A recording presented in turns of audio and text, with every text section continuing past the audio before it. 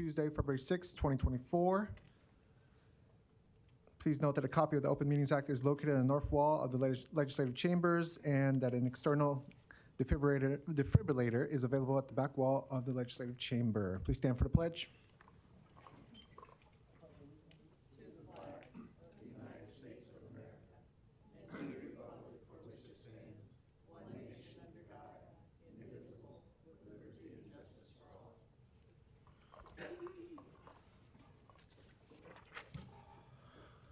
First item of business is the Douglas County Board of Equalization. Roll call, please. Commissioner Borgeson. Present. Commissioner Boyle. Here. Commissioner Kavanaugh. Here. Commissioner Friend. Here. Commissioner Morgan. Present. Commissioner Rogers. Here. Mr. Chair. Here. First item of business on this agenda is A and B. Item A being the approval of minutes of the Board of Equalization meeting held Tuesday, January 30th, 2024. Item B, call for a meeting and set Tuesday, February 27th, 2024 as date for hearing on certified assessment corrections reflecting the addition of omitted property to the tax rolls or increased value on property. Do I have a motion for approval? Second. Motion by Rogers, second by Morgan. Vote, please.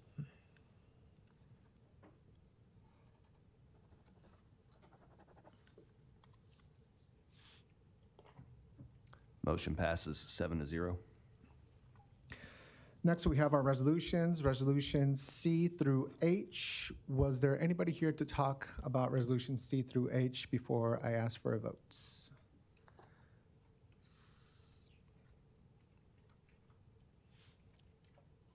Oh, okay. If not, we'll go ahead and vote. Is there a motion? Second. Motion by Rogers, second by Morgan to approve and adjourn. I haven't had a chance to read it yet. To Which read what? resolutions? Are you on the Board of Commissioners or? No, this is equalization resolutions.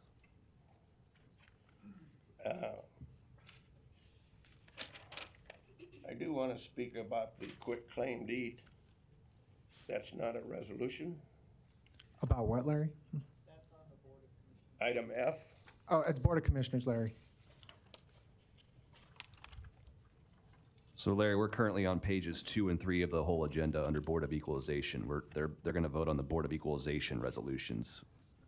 Okay, I do want to speak on one of those now. Which one, Larry? I believe it's number F. Haven't had time to research it that well, but last night I found an item on there regarding a quit claim deed where things were mixed up because the Omaha Land Banks. Larry, that's not the, sorry, Mr. Chair. Larry, Yeah. that's item F on Board of Commissioners. We're on Board of Equalization right now. Okay, well. Larry, I'm gonna need you to- I do want to clarify something from the past.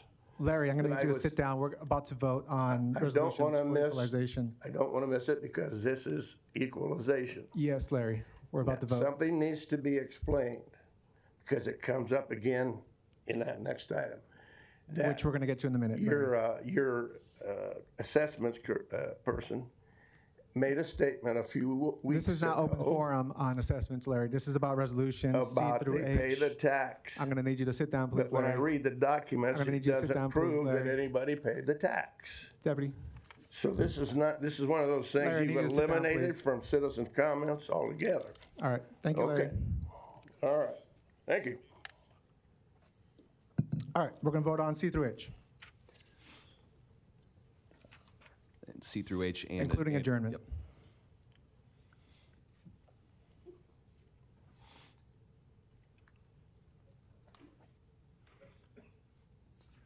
Motion passes 7-0. All right, now we'll jump into the Board of Commissioners meeting. Roll call. Commissioner Borgeson. Commissioner Boyle. Commissioner Kavanaugh. Commissioner Friend. Commissioner Morgan. Commissioner Rogers. Mr. Chair. Here.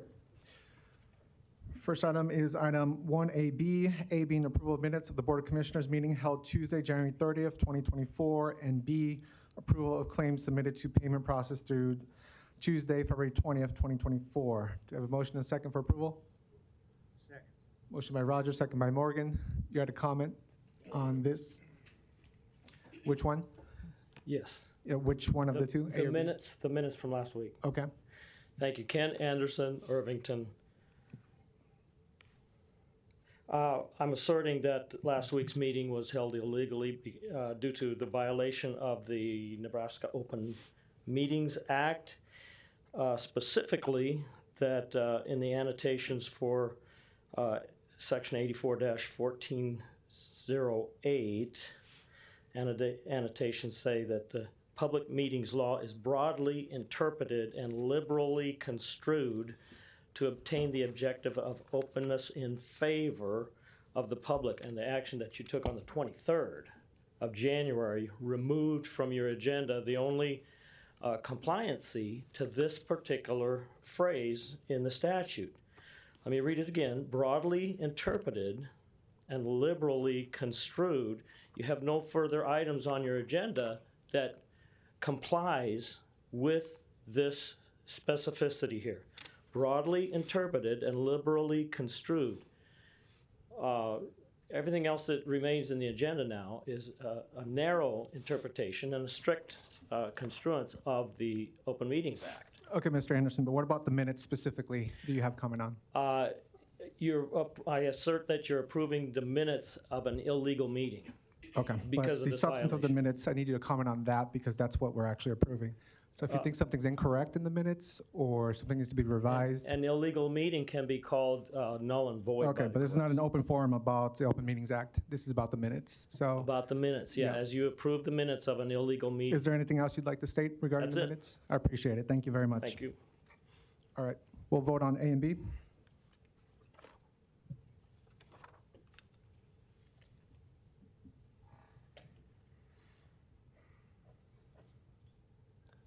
Motion passes 7-0.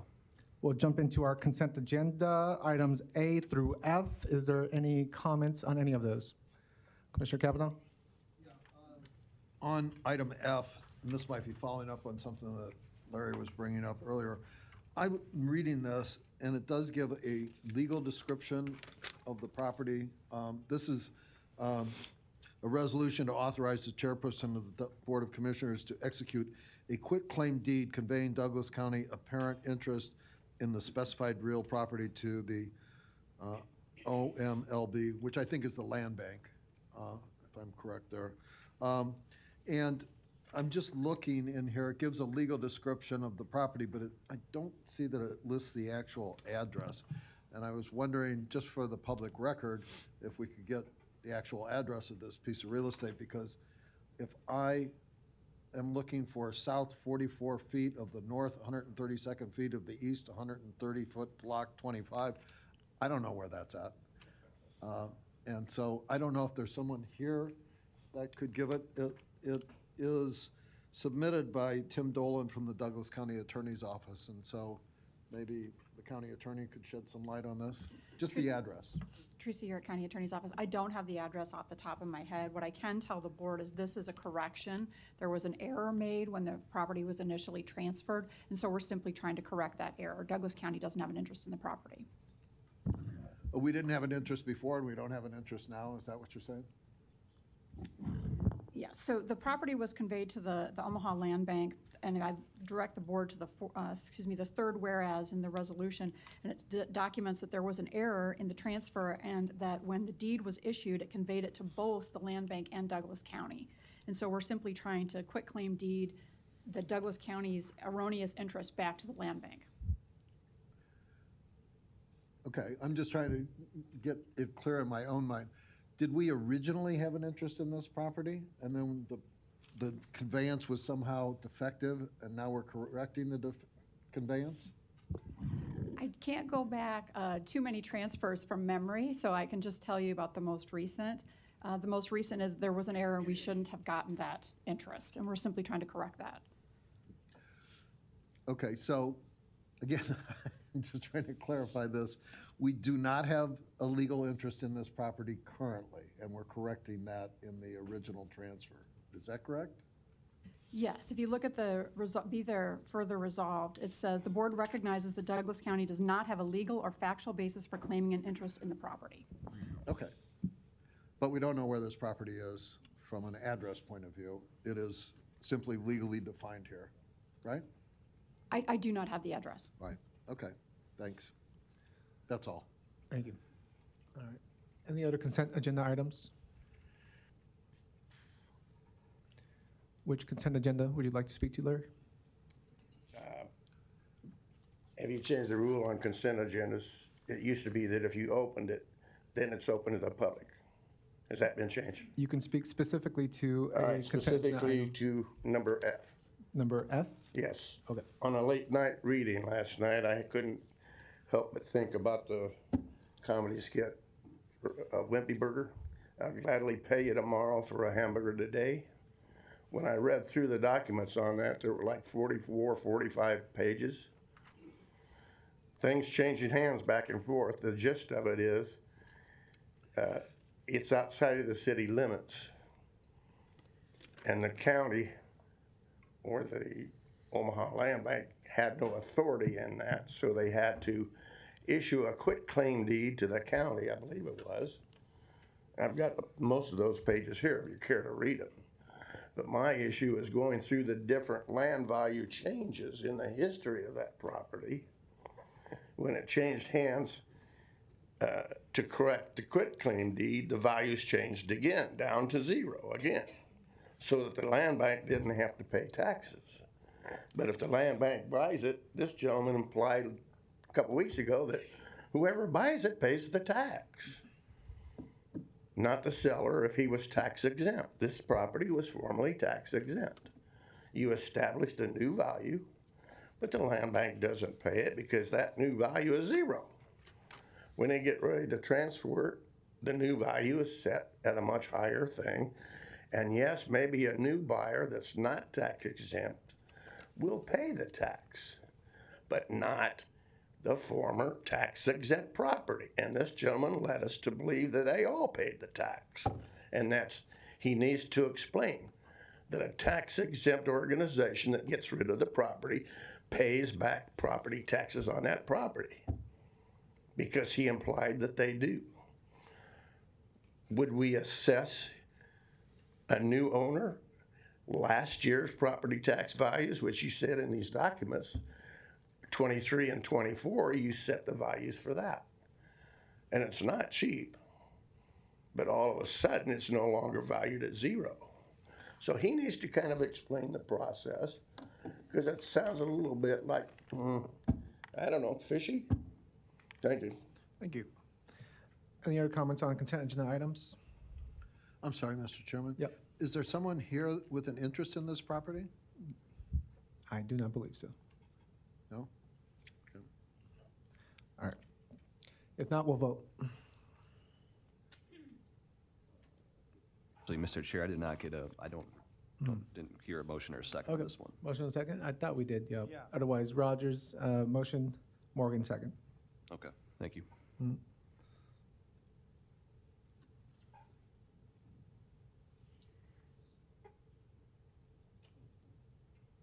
Motion passes 7-0.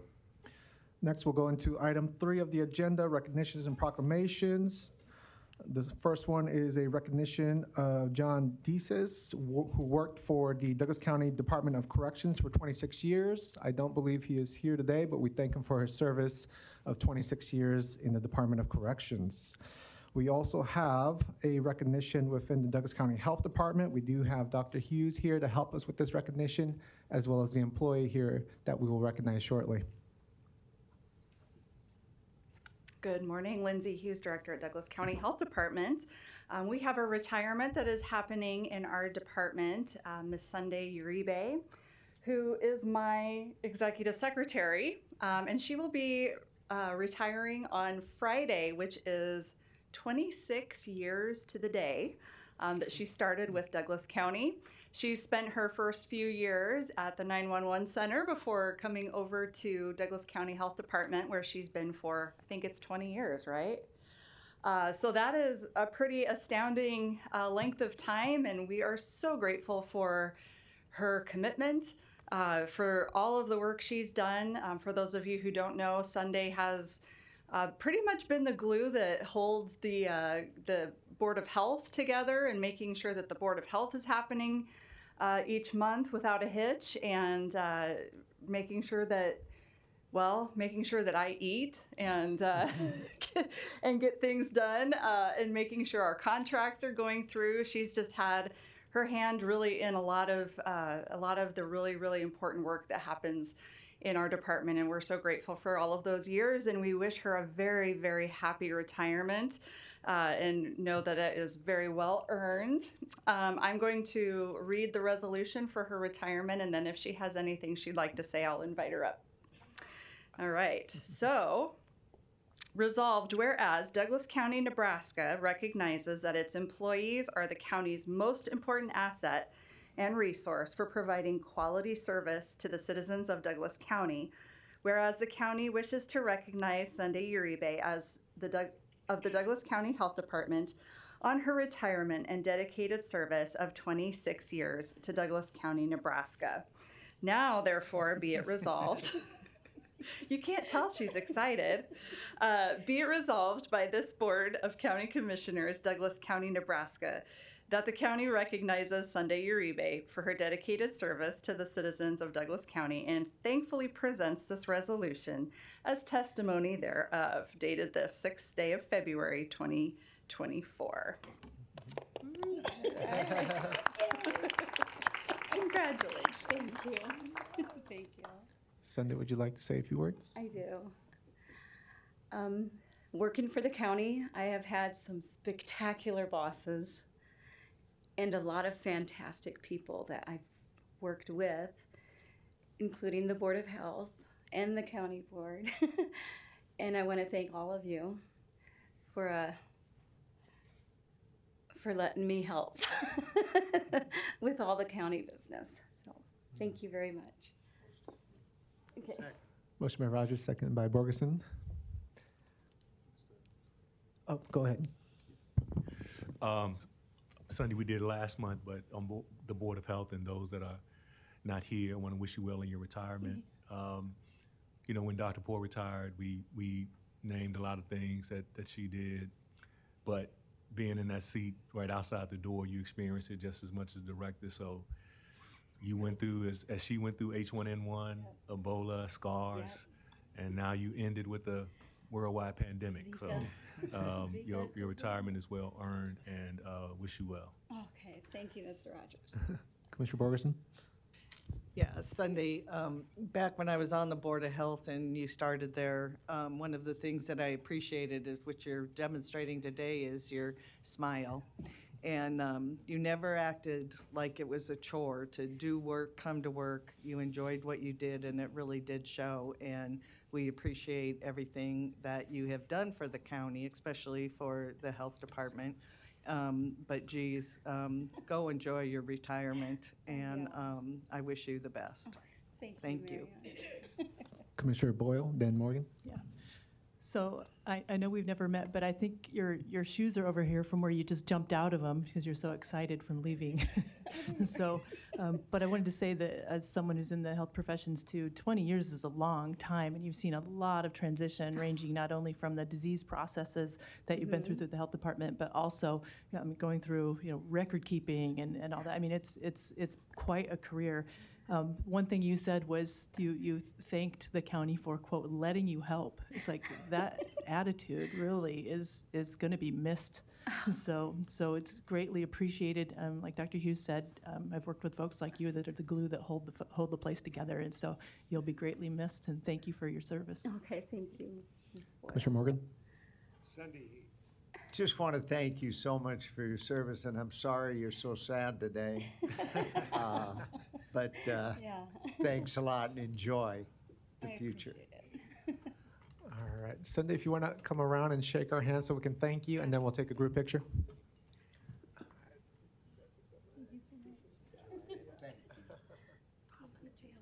You should go up there and jump in. Yes, she's going to want one of them. Yeah, you should jump up.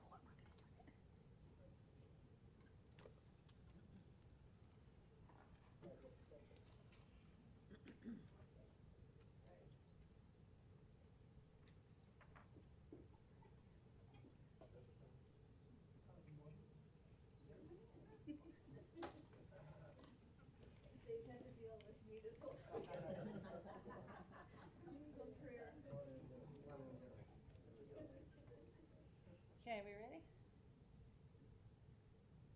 Got it, thank you. Thank you, guys.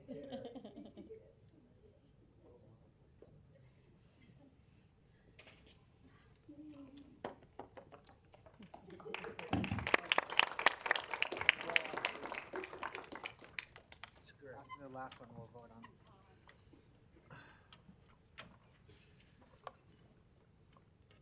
And, well, there was a motion, a second for these first two, I believe, right? So we'll vote on those, and then we'll do item C. Okay, please vote.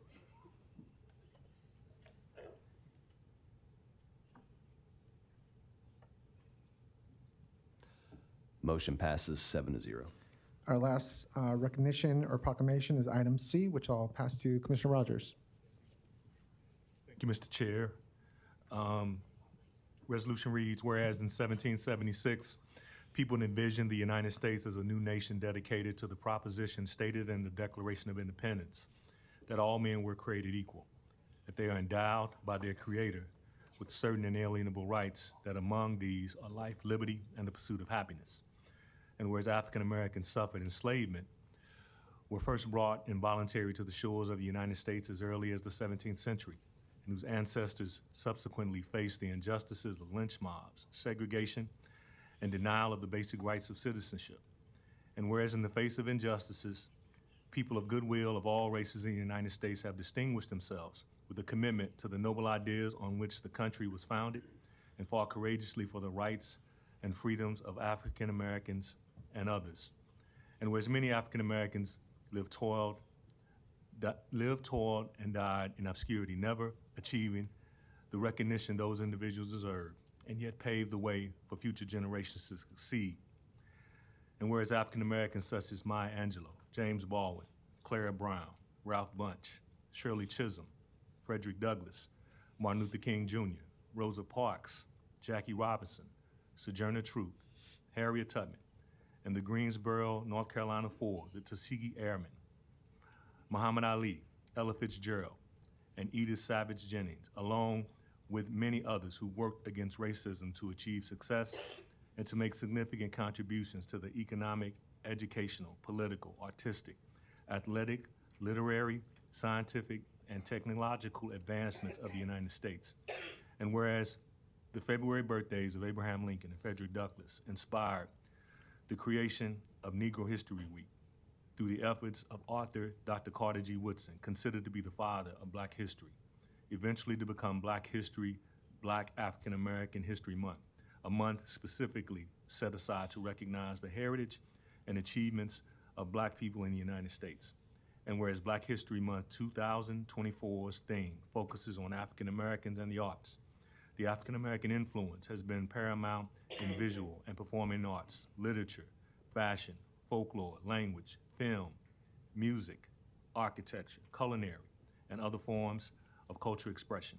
Now therefore it be resolved by this Board of County Commissioners in Douglas County, Nebraska, that this board does hereby proclaim February to be Black African American History Month, and encourages every resident to recognize the importance of February as an opportunity to reflect our complex history while remaining hopeful about the path ahead and commemorating the tremendous contributions of African Americans to American history. And I move the approval. Second. Motion by Rogers, second by Morgan. And we'll vote.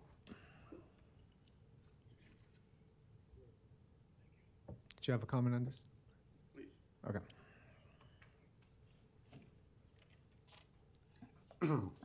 Larry Store, 5015 Lafayette Avenue, Omaha 68132. Since this is the last time I'll probably get to address the body, I want to add some people into this resolution and ask you to change the wording to a more suitable wording for the spirit of our Constitution and the spirit of 1776. I'll tell you why. I maybe have that much Indian blood in me, and I maybe have that much black blood in me. There was an Indian treaty signatory before the Revolution. Last name was Store. So that implies somebody with the name Store canoodled with an Indian. My dad's side of the family had original fathers in Upper Freehold County, New Jersey, which was a freed slave conclave. Also probably on the highway. They lived there. They farmed there. They fought on the Revolutionary War from there. And some of them had maybe black blood. I was going through the family history book, and there's a Noah Storer that was black. Oh my God, I was shocked. But you know, my dad was dark complected. My mother was dark complected. I think she was more Indian. I think he was possibly more black. But he reminded me of one of the famous football players. It was Indian, Jim, I don't know. But he also reminded me of Pancho from Mexico, the warrior for freedom. He helped build and maintain a railroad across Iowa, and some of his relatives helped too. He worked on extra gangs with all sizes, shapes, colors of people. He even fought with some of them. He got the job in Creston, Iowa as the section foreman. On Saturdays, he'd take me with him, and I was just a shaver. We'd go up to the bar and talk with some people, and we'd knock on doors. Some of them were Spanish, and some of them were black. And we had fun conversations. There was no racism that I knew of. We weren't aware of it, but I was old enough, but I didn't see it. Okay. One of his favorites, he started a railroad in about the 20s, and one of his favorites goes way back, Joe Louis. Big idol for everybody, and a big hero, veteran. But we don't hear his name or see his name on here. That should be, because an awful lot of Americans adored him, but we don't talk about that. You're probably not old enough, I guess. But please, go back and change this, because the way I read it, it's still part of that diversity, equity, and inclusion mantra that is a cultural Marxism. You can read about it in this book. An awful lot of people like this book and believe it. Marxism does not belong in this country or in the resolutions of this body. You swore an oath, not to anybody but the Constitution of the United States. And if you don't want to honor that, then you should voluntarily step down. Thank you. Thank you, Larry. We'll go back to the vote. Motion passes 7-0.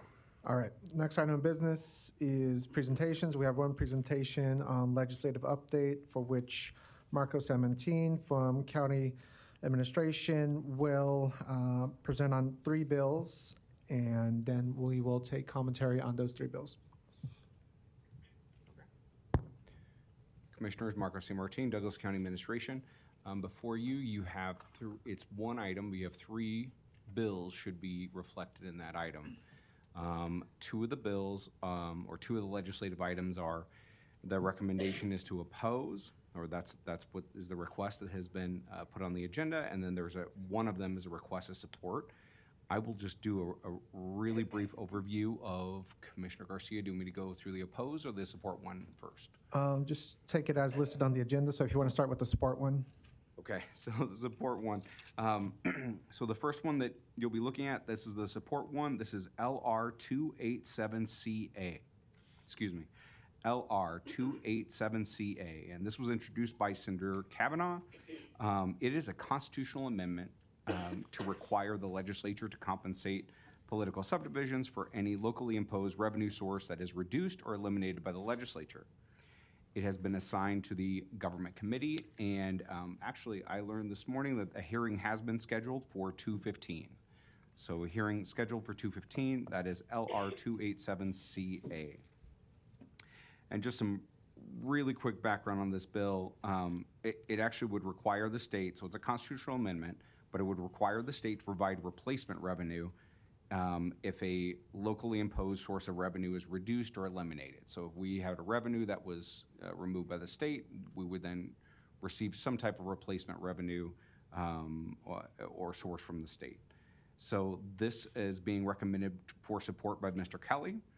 And according to my notes, NACO Nebraska does support this bill. That's the one support item, LR 287CA. The next item I have on my list is this is to oppose. I will go on to LB 1357, LB 1357. It was introduced by Senator McDonald. It's currently assigned to the Judiciary Committee. The hearing has not been set yet for this bill. It would prohibit camping on certain property owned by political subdivisions. And again, it's pretty straightforward. That's my note on it. It's bill prohibits camping on political subdivision property, including unauthorized homeless tent encampments. The bill actually provides that the violation of it would be a Class 3 misdemeanor. It also includes language in the bill that any damage to that property is to be paid for by the person that made the damage, so expenses to repair.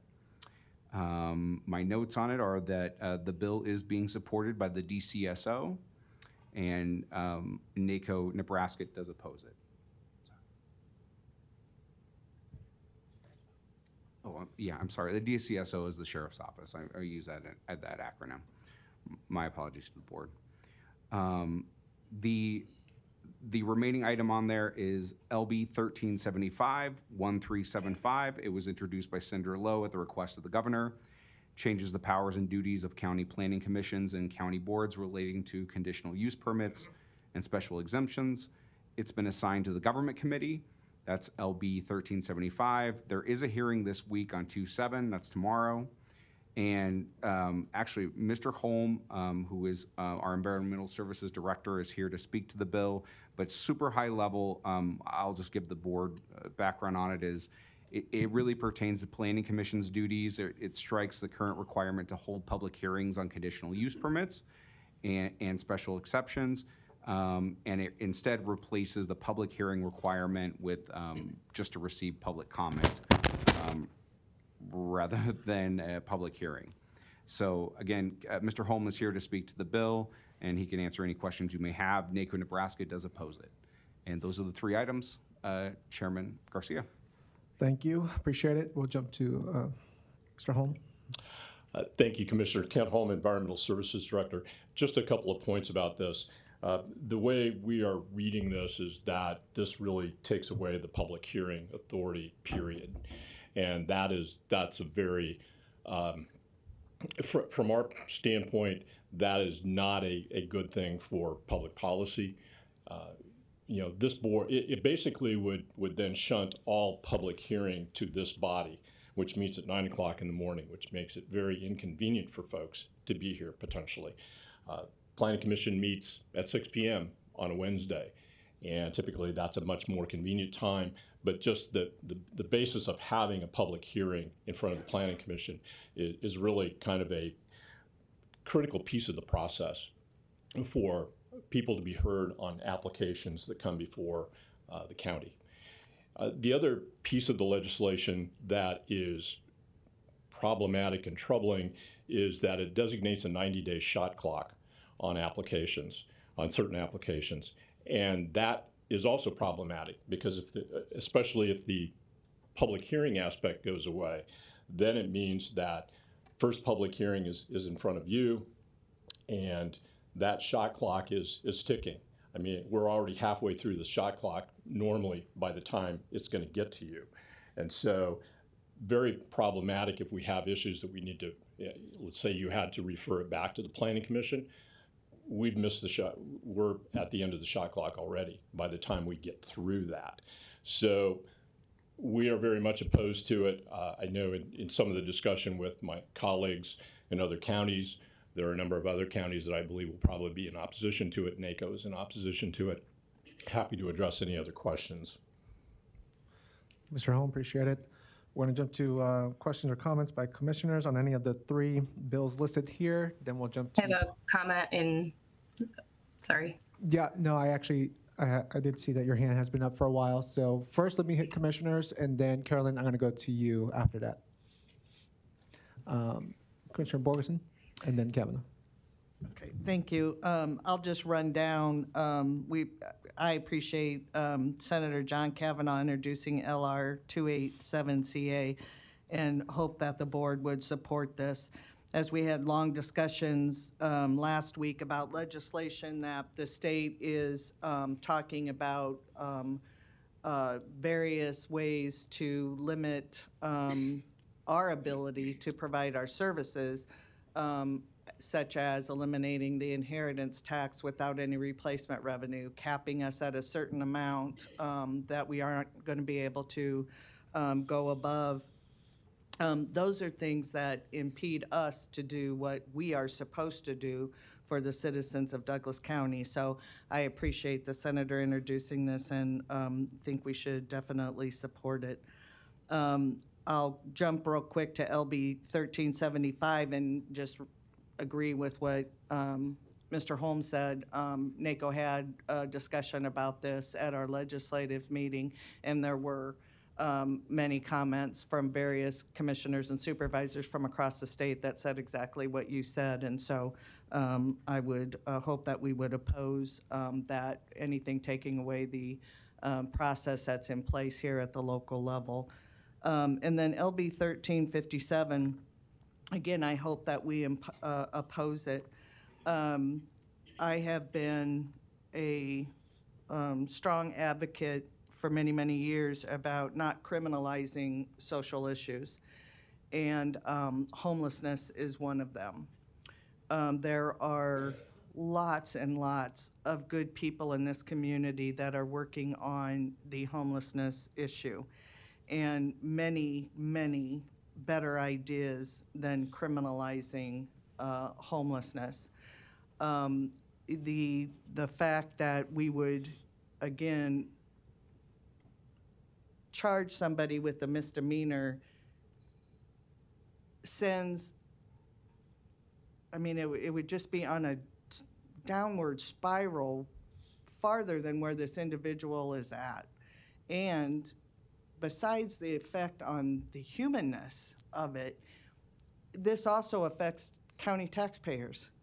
Because just say that they're charged with this misdemeanor, they're due in court, they don't show up, they have a fine, they don't pay it, and then the next thing you know, we need more law enforcement to go out and round them up because they didn't show up, and now they're in our jail, and we know how costly somebody being in our jail is versus us working with the community to really try to get to the root causes of the homelessness issue. And real quick, I'll come back because I have a comment that about an activity that I did a few years ago down on the corner of 24th and Cumming with Elijah Ali, who is a longtime community advocate for the homelessness, and his wife, Wanda Gruber. And I sat there on the weekend, Saturday and Sunday, with them, meeting folks that were homeless to find out more about what their needs were. And me walking into this, I had the typical stereotype that, you know, they wanted to do that. They didn't care. They didn't want to work. And I learned so much from these individuals that opened up so freely to me during these 2 days. And I'll come back. Thank you, Commissioner. We'll jump to Commissioner Kavanaugh.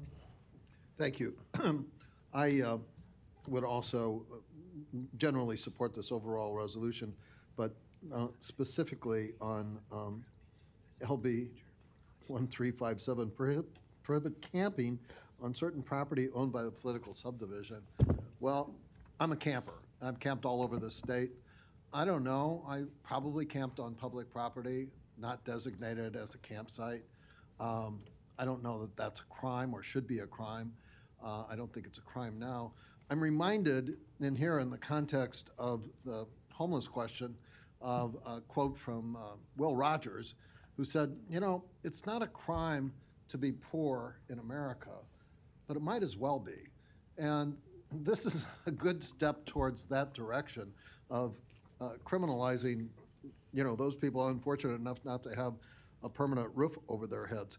I've received numerous comments from constituents, including, please put my name on record in support of the board's opposition to LB 1357. Let's not criminalize misfortune, mental illness, or addiction. Let's address the lack of community response and resources when it comes to housing instability and community health. I don't think I could put it better.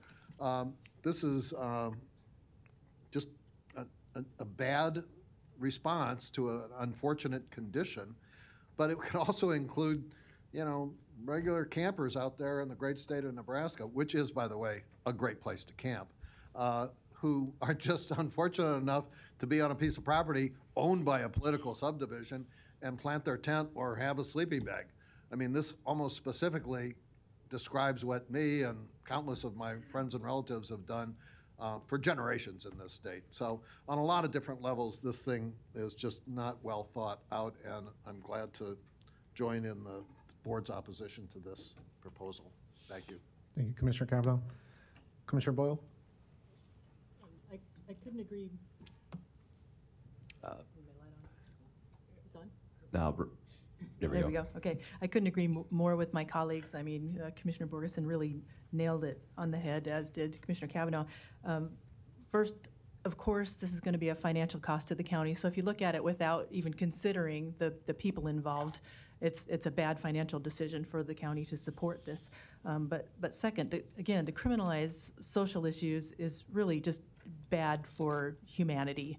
And so we really have to be better than that. And so I would suggest we can oppose this resolution, but where the rubber hits the road is contacting your state senator and make them know how you feel about this. So I also strongly oppose this particular bill, which is LB 1357. Thank you, Commissioner Boyle. Did you have one, Commissioner Friend? I did.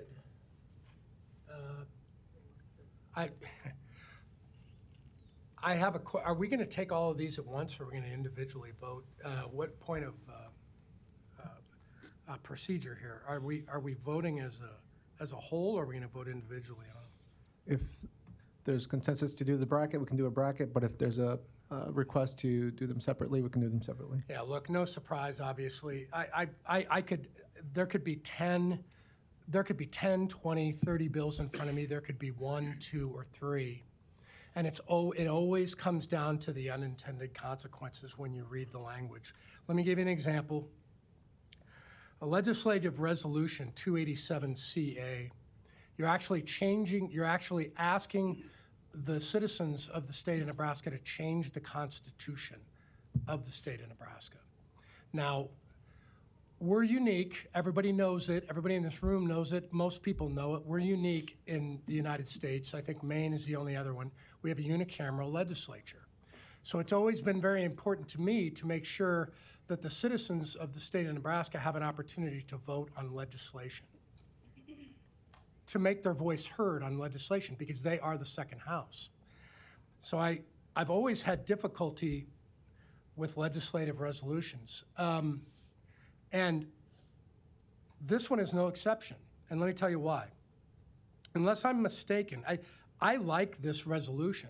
So if I'm sitting around, I just read it. On its face, it looks great. But when you dig in and you realize what you're asking the second house to do, if I'm not mistaken, it doesn't differentiate between what we actually have to provide at the county level, or what the state makes us provide, and what we don't have to provide.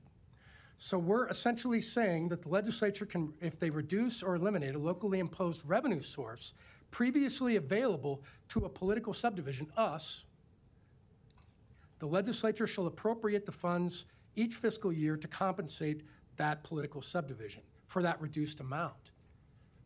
It doesn't say that the stuff that we make you do. It's always about the unintended consequences. This needs to be flushed out. If I were running the show, and I'm not, I'd say I would dig into this and I would beat the heck out of it on the floor. I would pound it. I'd say, you cannot send to the second house, and consider it a Senate and a House of Representatives type of battle. You cannot send to the second house this piece of legislation. You need to flush it out. They need to know what they're getting. And then when the county actually gets money back, forced from the state based on this resolution, we're going to spend that money that we get back any way we want. It doesn't matter whether it's mandated or not mandated. We have 22 non-mandated services. We could, why doesn't the state just come out and say, look, for the stuff that we mandate, you will be reimbursed? That'd be pretty clear. People understand that. They can read it. That's one thing. Oh, I only have 40 seconds left. The second thing is in LB 1357, I agree with my colleagues, a class 3 misdemeanor, I question the reimbursement. Who's going to pay that back? We're going to go out and try to track down all these people, and then we want reimbursement from them. Who's going to do that? And how do we get the money? The third is 1375. The biggest question I have, the biggest question I would have if I was debating this, I'd say, why has this bill been brought to the legislature? What problem are we trying to solve? Are we trying to create a problem? Unintended consequences. Thank you, Mr. Chair. Thank you. Other commissioners? Otherwise, we're going to jump to Carolyn on Zoom because I saw her raise her hand in between the last topic and this topic. I just want to make sure I didn't miss her at some point. So Carolyn, I'm going to let you go, and then we'll jump to people in the chamber. Great, awesome. Thanks for helping me through the the process here. 4 minutes? Yes, 4 minutes. All right, good morning, board members. My name is Carolyn Ryan. I'm a program coordinator at Heartland Family Service. We're one of the largest providers of housing and supportive services in Douglas County and have been for the last 150 years. We also oppose 1375 and encourage elected leaders at every level to do the same. I wanted to share a little bit of context around this bill and some of the stigmatizing rhetoric surrounding it. Share a bit about some research-based strategies that we deploy to address homelessness, and invite the board to use this as an opportunity to reaffirm and deepen your commitment to ongoing conversations with providers like us to address the root causes of homelessness. So, as you know, last month, Senator McDonald introduced this bill, and shortly thereafter, the Douglas County Sheriff's Department started disseminating some help for the homeless propaganda, which depicted people experiencing or perceived to be experiencing homelessness as predatory criminals.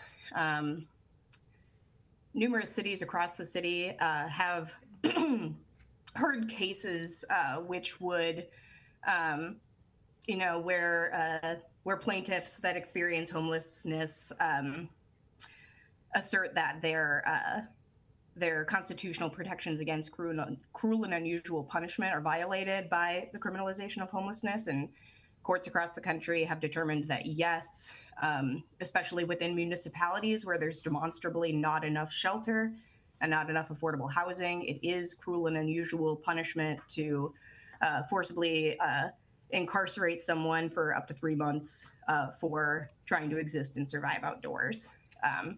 So a lot of the rhetoric that you see around bills like this across the country, including here in Nebraska, shared by the Sheriff's Department, is very stigmatizing. It stereotypes all people experiencing homelessness, which are, as was shared, a diverse group of people with diverse experiences, as criminals, as predators, as people that are mentally ill, as people that are struggling with substance use disorders. And while that's true of some people in the homeless population and in the general population, it's not true of all of them. So, stereotyping a diverse group of people has never helped any community solve any social problem, but history has shown us how dangerous it can be when used by states to marginalize and oppress and take populations. So regarding homeless responses that work, rather than tyrannize people experiencing homelessness, providers like Heartland implement research-based interventions to end homelessness. We first work to build client trust and center the values of empowerment, equity, and choice because we know that stigma is one of the biggest barriers to accessing care. 1 minute. And because people experiencing homelessness are statistically more likely to be victims of violent crime, we center trauma-informed care in everything we do. Part of the misconception around homeless services is that we're heavy-handed and give out more than what's required. I just want to share that at Heartland, we have a variety of programs designed to serve people at various levels of need. Some people might just need a compassionate conversation during a traumatic time. They're trying to exit a domestic violence situation. They need some help problem solving. We have diversion programs. We have programs for people escaping domestic violence and sex trafficking. We also have homeless prevention programs. And then for folks that need a higher level of care or a more sustained engagement to escape and permanently exit homelessness, we have rapid rehousing and permanent supported housing. All of these programs at all levels need more support and funding. Time. In addition, Thank you so much. Appreciate it. We'll move to individuals in the chamber.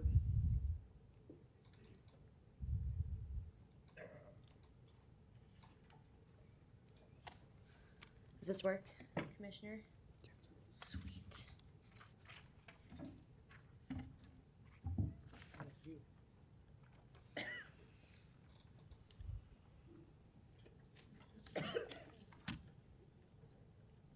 It's too fancy. Yeah. This reminds me of grade school, but fancier. Members of the Douglas County Board of Commissioners, my name is Erin Feitstinger, representing the Women's Fund of Omaha today, 1111 North 13th Street, Omaha, Nebraska, 68102. We support your resolution to oppose LB 1357, and I'd like to provide some facts about evictions for your consideration of this item, because evictions most often precede homelessness. Women are consistently overrepresented in eviction court. In Douglas County, over 60% of tenants in courtroom 20 are women. The number of women evicted is 16% higher than their male counterparts, and that number grows for Black women who are evicted at a rate 36% higher than Black men. 57% of all homeless women report that domestic violence was the immediate cause of their homelessness, whether through needing to leave or through an eviction. Eviction filings in Nebraska are increasing at an alarming pace. In Douglas County in 2023, the number of eviction filings is the highest it's been in 11 years. That's 5,975 eviction filings in 2023. The last highest was 2014 at 5,200. Those filings turn into an eviction judgment 76.4% of the time. Statewide eviction trends are also following a similar increase. The average amount of statewide eviction filings between 2016 and 2019 was around 6,286. In 2022, that number was 8,650, and in 2023, it was 10,989. I don't have a lot of evidence to expect that these trends will change since our community is struggling to help with very little assistance available for our neighbors facing homelessness. So why should we care? Recent research from Princeton University found that 2.9 million U.S. children under 18 are threatened with eviction, and 1.5 million of those children are ultimately evicted. In Douglas County, we know what that looks like from the Tenant Assistance Project. TAP handled a little over 1,800 cases in 2023, just downstairs right below us in courtroom 20. And those 1,800 households represented 2,147 children. Those already sobering numbers are not representative of the total number of children impacted by eviction and homelessness in this county, because those only account for the households that appeared at their eviction hearing. We also know that children are most at risk for eviction before the age of 5. We know that having children in a rental household is the equivalent for a risk of eviction as falling 4 months behind in rent. I want to be really clear that homelessness is not a personal choice. It is a policy choice. It is our collective failure to provide adequate resources and support.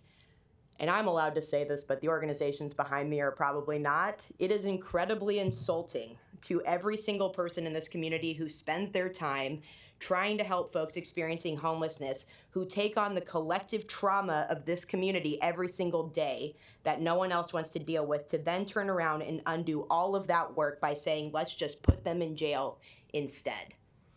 I want to be clear that there are a lot of sincere, thoughtful, and compassionate solutions to homelessness, and that this board has actually in the past taken very serious steps toward those solutions. Your dedication to our mental health crisis, your adoption of rental assistance in the earliest days of the pandemic, your attempts to undertake serious criminal justice reform, those are real solutions. LB 1357 is not a solution for homelessness. It is a penalty for it. It will increase housing stability. It will increase homelessness and housing instability for all of our neighbors, and it is also a punishment for our collective inability to take bold steps to address this issue. LB 1357 is not who we are. It is not the best we can be as a community, and we appreciate your opposition to this bill in the Nebraska legislature. Perfect timing, and I'm happy to answer any questions. Thank you, Dr. Feichtinger. We'll take the next commentary.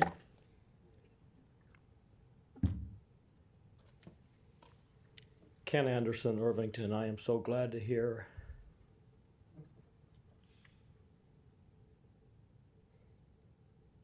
voices of reason coming from you.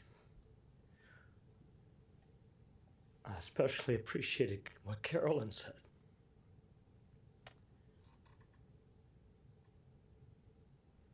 She was the first to use the word survive.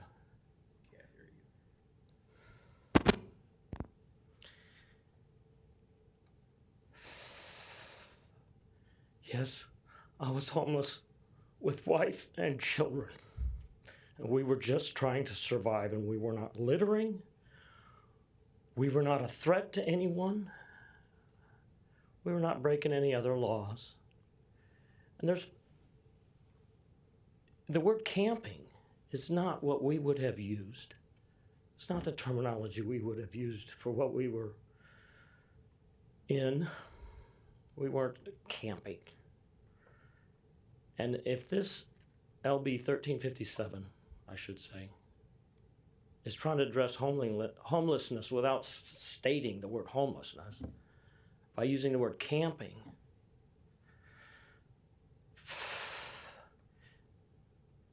I don't know how this LB 1357 saw the light of day. But people have to survive. Thank you. Thank you for sharing. Appreciate it. Next commentary. Good morning, Larry Storer, 5015 Lafayette Avenue, Omaha, 68132. I've been busy down at the state also. And unfortunately, I don't see any of the bills that I'm interested in that you guys have been talking about. But you're supposed to represent us, so you should be legislating and lobbying on the things we ask you to do. I'm going to bring up one that ought to scare the bejesus out of every citizen. Now this session is reminding me of that comedy routine, Who's on First? Because here I am, an unemployed, retired citizen, competing with a hired lobbyist and lots of 501c3s that are racing to the microphone to get their more time in against me. I have no chance against all of them. Erin makes a good living at what she does, and she's very polished at what she says. I suspect a lot of the people lining up here trying to beat me probably are of the same thing. Yes, we need that help for people that are homeless. But my God, how many years have you been preaching about it, and there doesn't seem to be a right solution? I think we pay you to do better.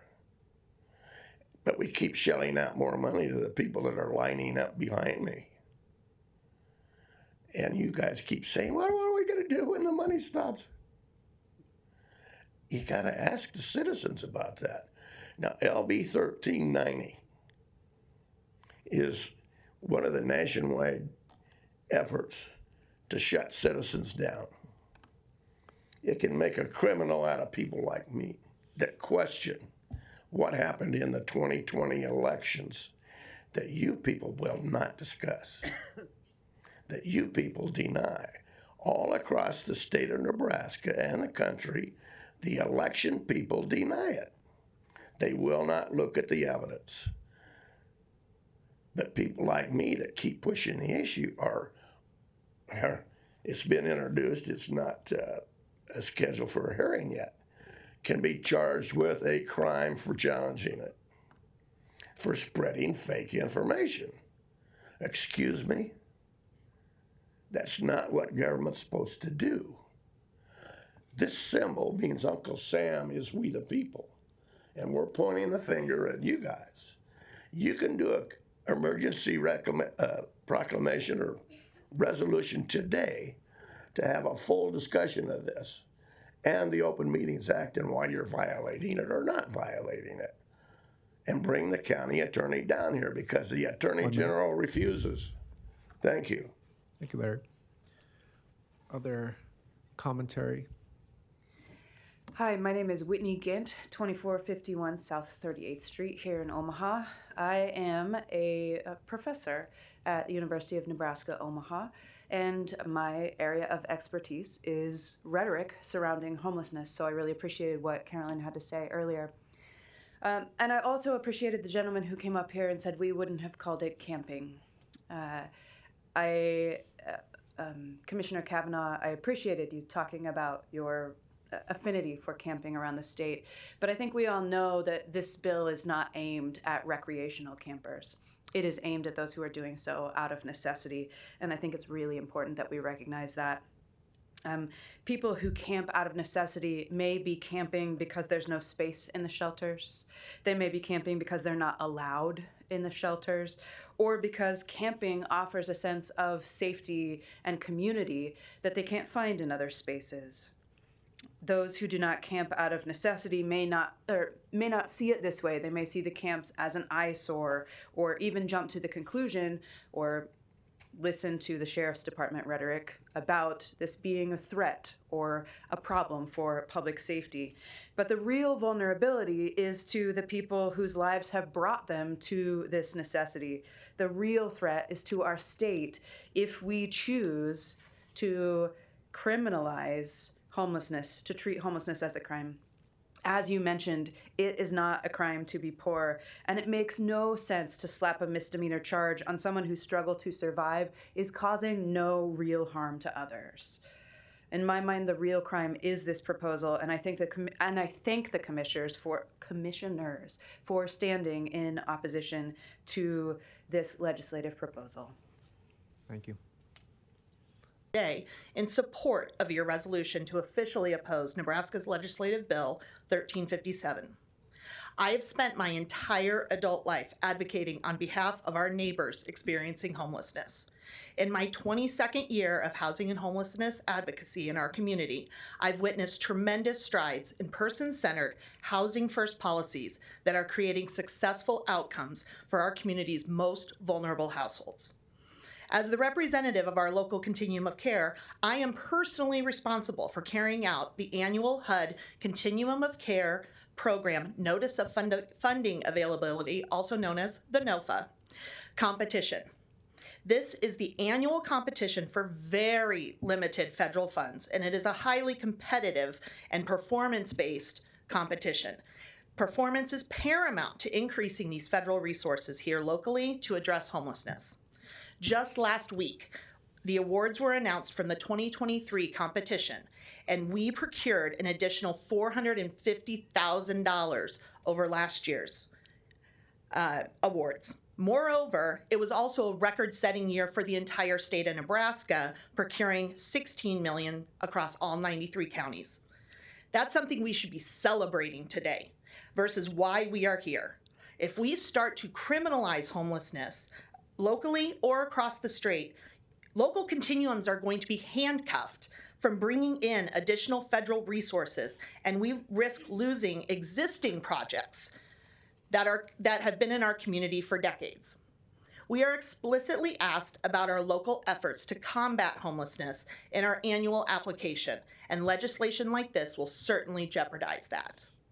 In addition to the impact on federal funding, incarcerating individuals for a period of up to 90 days will prevent the most vulnerable in our community from actually accessing the supportive housing resources. By federal definition, individuals who have been incarcerated for 90 days lose their homeless status. And now we cannot put them into the very, very critical supportive housing programs that we have available. The $500 fine just adds further harm to folks already dealing with tremendous trauma, a lack of residence, and not to mention the criminal history that will now follow them into any hope for a future leasing agreement. Data confirms that it will cost our community 3 times the amount to criminally charge an incarcerated individual experiencing homelessness versus providing them with the permanent housing they so desperately need. It will cost taxpayers over $31,000 to incarcerate an individual over a year versus permanent housing, which is $10,000. And that's with supportive services in place to help the household. Housing stability actually saves our local taxpayers money. It's fiscally responsible and it's humane. According to the Omaha Community Foundation's 2021 Affordable Housing Assessment, our metro area lacks an approximate 80,000 units of affordable housing. It only seems fiscally prudent that we invest our local dollars into increasing our stock of available housing versus criminalizing individuals who need it the most. We are doing great things here locally. We at Match and I on a personal level ask that you please support the resolution to formally oppose LB 1357.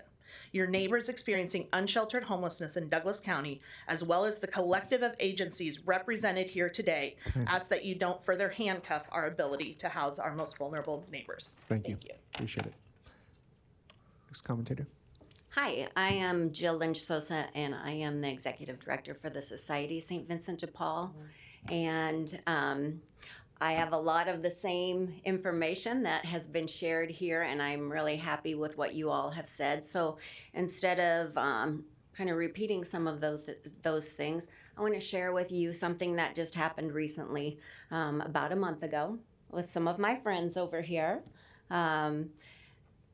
They were camping along our fence. It was private property. And we do have a closed property agreement, whatever. And so in the middle of the night, one night, about a month ago, about 3 o'clock in the morning, the police showed up and pulled 12 of them out of the tents in their sleep and arrested them.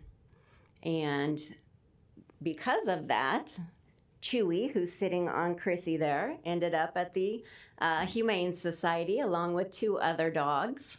It took about 16 hours to get them out once we found out that this had happened. I had actually given them permission to be camping on what I thought was our property.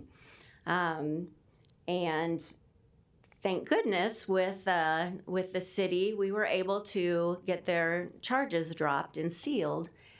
But the cost of those 16 hours and the trauma of those 16 hours on top of the difficulties that they already have is something that everybody is still dealing with. In that short amount of time, people will go in and steal things from them. You know, we talk about, gosh, just get a job, do this, the other. Well, and get housing. You need to have IDs. If you don't have your IDs, it is so difficult to get those and just to get into some of these things. One of our neighbors, her car was towed. She lost it. That's one thing I could not help her with. You know, the society paid to bust Chewy out of jail and the other 2 dogs, you know. Those are things, our neighbors don't have money for that. But those pets are their security, not just theirs, everybody that lives in that community. So, yeah, criminalizing homelessness is not the route.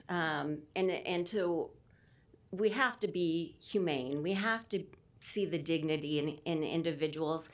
And sitting down and talking with people, you'll know what the problems are, and then you realize, I think you said,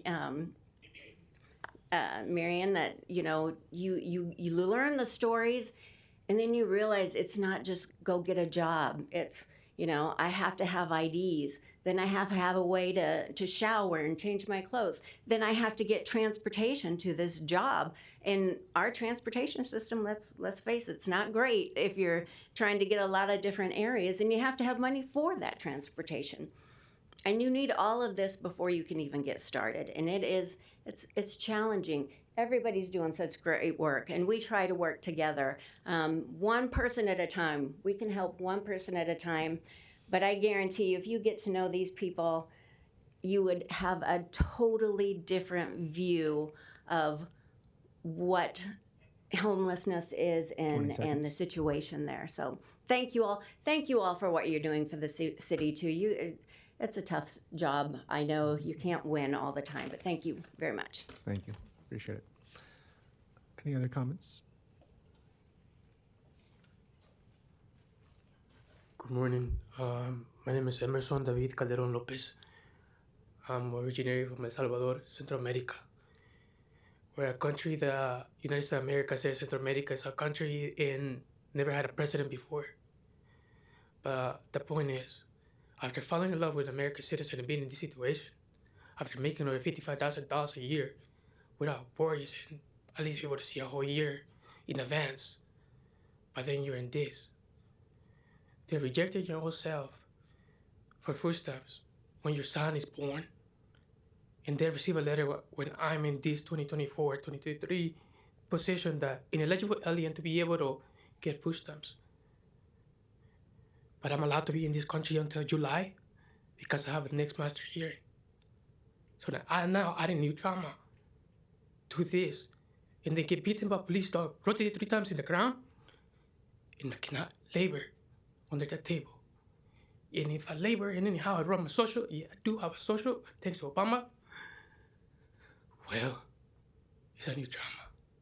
Thank you. Thank you.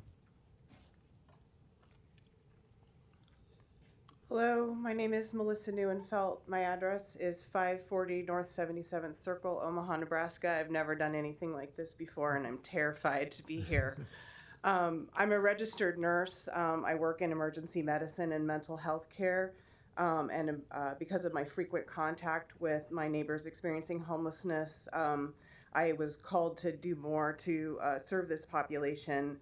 And about 8 years ago, I started volunteering with the Omaha Street Outreach Team. I was asked to be a member of the Metro Area Continuum of Care for Homelessness Board. And I serve in several other capacities in homeless services as a volunteer. Don't get paid for any of it. I'm currently applying for a grant, first time I've ever done that in my life, to try to apply the nursing process to the problem of people experiencing homelessness and decrease the mortality rate that we're seeing among our neighbors who are experiencing homelessness. During my last 8 years of volunteering in homeless services, I have learned that the average life expectancy for a person experiencing chronic homelessness is 55 years. And sadly, that is also the average age of people experiencing homelessness in Omaha, and actually the entire Tri-County Continuum of Care where I serve. The job that gives me money, that keeps my lights on and keeps my rent paid, I work in acute mental health care, and I serve people experiencing a crisis of mental health. Many of the people that I serve are also experiencing homelessness, and for obvious reasons. And my job as a registered nurse is to shine a light on the path to recovery to the people that I serve, and to hold hope and believe in a path to recovery for every single person that I serve. And what I know is that for the people I serve who are experiencing homelessness, that path is housing. Nothing can stabilize in their life until they have those basic human needs met, including housing. And I know that criminal charges are a barrier to the folks that I'm serving to accessing housing and stability and saving their lives. So I just want to thank you for your opposition to LB 1357. Thank you. Thank you. Hi, my name is Pete Miller, at 5015 North 104th Street.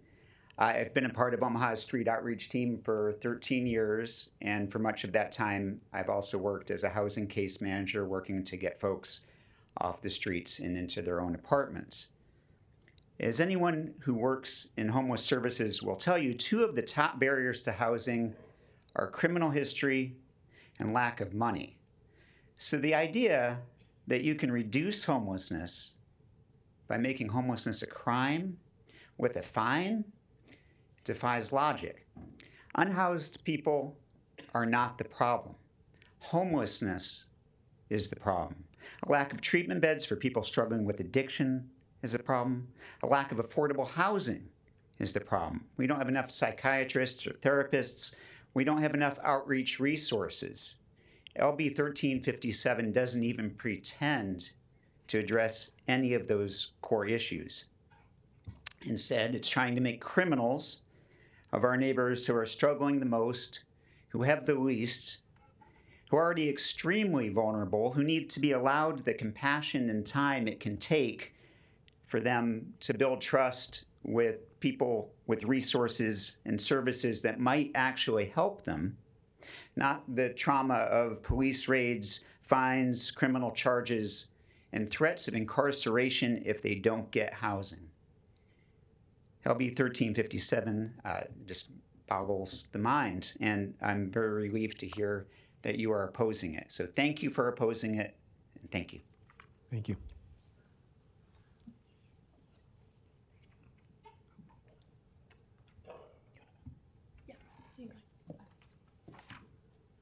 Hi, Alicia Christensen with Together at 812 South 24th Street.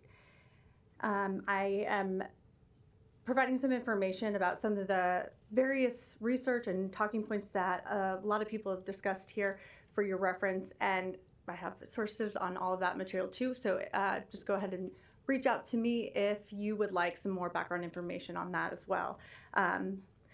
We all want to address homelessness in our community and ensure that everyone has a safe, quality, affordable place to sleep each night. Research demonstrates that pairing housing with voluntary wraparound services is a cost-effective way to rapidly end homelessness.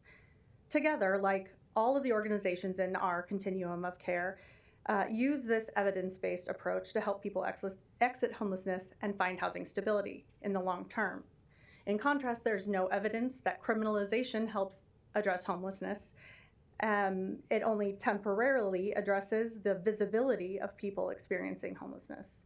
This approach instead funnels resources into the type of punitive approach that does nothing to help people exit homelessness, and it creates additional barriers by saddling people with fines and criminal records that hurt their employment options, access to housing, and family stability. Criminalization works to trap people in a homelessness incarceration cycle and wastes taxpayer dollars on law enforcement, crisis response services, and emergency health care, instead of investing in long-term solutions and proven strategies. Enacting legislation like LB 1357 would also draw costly legal challenges. The courts have found that similar laws are unconstitutional violations of the Eighth Amendment, as punishing actions that are universal and unavoidable, like sleeping. Punishing these necessities solely because a person has no other option but to engage in these activities in public constitutes cruel and unusual punishment.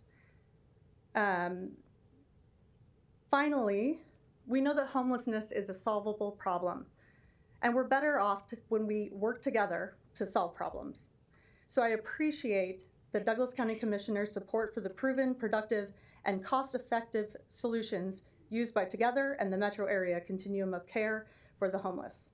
Thank you for informing our state senators that LB 1357 would undermine these constructive efforts to end homelessness, and we will do our part to inform them of the same. I'm happy to answer any questions, or you can go ahead and email me, but thank you for your time. Appreciate it. Thank you. Good morning, Commissioners. My name is Jasmine Harris. I am here representing RISE 3555 Farnham, Suite 501, 68131. Just listening to everyone talk about the impact of homelessness and how we should care, I don't have a whole lot to add to that. What I will add is with RISE, we work with individuals who are coming out of incarceration, and we also work with individuals on the pretrial side, so those who are incarcerated pretrial at the county jail through our Justice Study project that we're working with Harvard University and University of Zurich on that. And seeing that the impact of incarceration already has this cycle that people are in. If we continue to perpetuate these cycles, arresting people, giving them fines that they can't afford anyway, we'll just continue to keep that cycle going. With RISE, our mission is to break generational cycles of incarceration. We have to get to the crux of that, and this is one of those ways that we can stop that cycle of incarceration. When we're looking at people coming out of the state facilities, yes, if you are getting parole, they will not parole you without a place to go. But if you have a mandatory release date, you're released at that gate on that day, whether you have a place to go or not. So when we're working with people through reentry supports, we're having to try to find housing. But because you have a criminal conviction, depending on what that conviction is, you are then rendered to being unhoused. So we fight this all the time. When people continue to go through this cycle of being unhoused, again, you can't get your basic needs met. How am I going to focus on getting a job when I don't even know where I'm going to lay my head or when I'm going to get my next meal? Working with the Justice Study Project, individuals who are on that pretrial side, when we are providing services, we do a needs assessment. The top 3 needs assessments that we have are low, no income, food insecurity, and unfit housing. So this right here, LB 1357, will just continue to perpetuate that cycle. We will continue to have overcrowded jails, overcrowded prisons, if we continue to render people into these cycles of incarceration. So I ask that you all oppose 1357. Thank you. Thank you.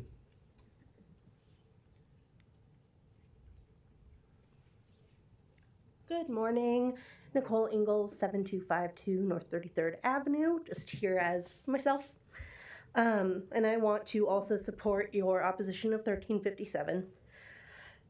I know that my friends have had a lot of great stuff to say, so I don't want to add to it, but I do want to reiterate that what we need to address homelessness is appropriately funded housing and supportive services, which I don't think has been mentioned enough. As we all know, rents have risen quickly and most quickly at the lowest end of the spectrum, and that housing is often in the poorest of conditions. Meanwhile, we have also had cost of living increase over the board, but the amount of funding available for supportive services from HUD, from the city, from the county, from the state has not increased, which means that wages have not increased for those service providers. I'm not a service provider, so I feel like I can say this without being, it's not about me. They take on that trauma, as Lisa mentioned, of our community, and they're extremely important. And we can't house people without them. And people are more successful in their housing when they have appropriate supportive services, which we do not have enough of.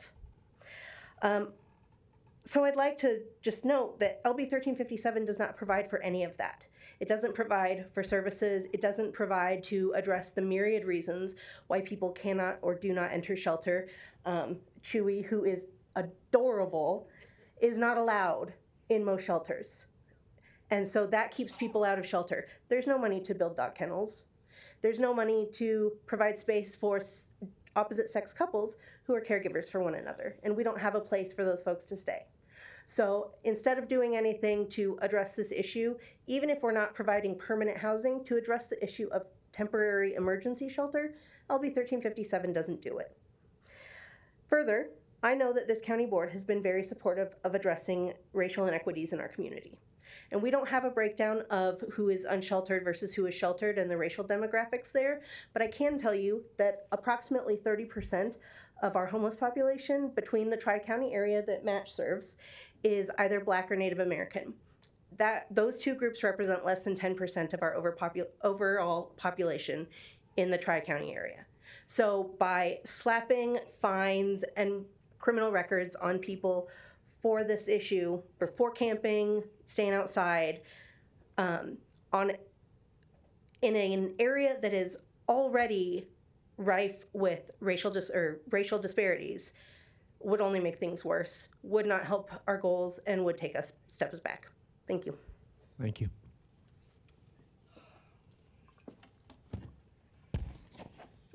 Ijaja Wawite Chante Tanka Wia Rachel Parker. I am a Latadawa Watita Uda. My name is Big Heart Woman. My government name is Rachel Parker. It's good that you're here. I am standing here as a person with lived experience today. Recently having experienced homelessness within the last 5 years. I was born unhoused as an Indigenous person. Homeless, no, but unhoused, yes, and I will live that way the rest of my life. I will identify as a member of the unhoused community the rest of my life. My lived experience includes a survivor of DV, addiction, mental health, incarceration, and experience in the foster care system. Now, on paper, I have committed crimes, but I have also rehabilitated.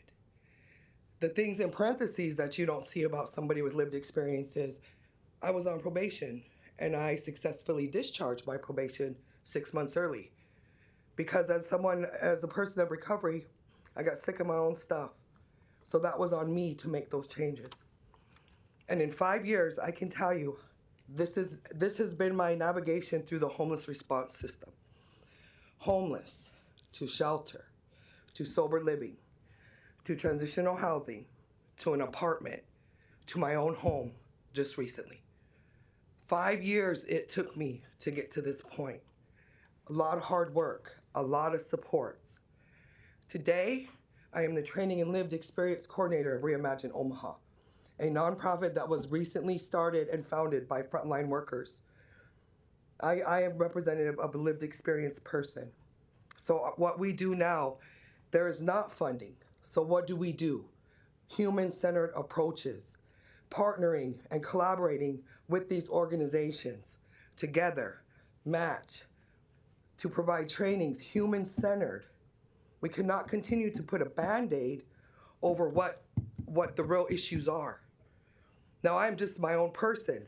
I was able to navigate effectively, but not everybody else is like that. Criminalizing homelessness is not the answer. We are down here we are in the trenches. We are doing the work. We are intentional about the cultural shift. And all of these people in this room are also supportive of that. So I just wanted to identify myself as a lived experience person. I will remain unhoused the rest of my life as an Indigenous person. I will always be a member of that community. Wiblaha. Thank you. Thank you.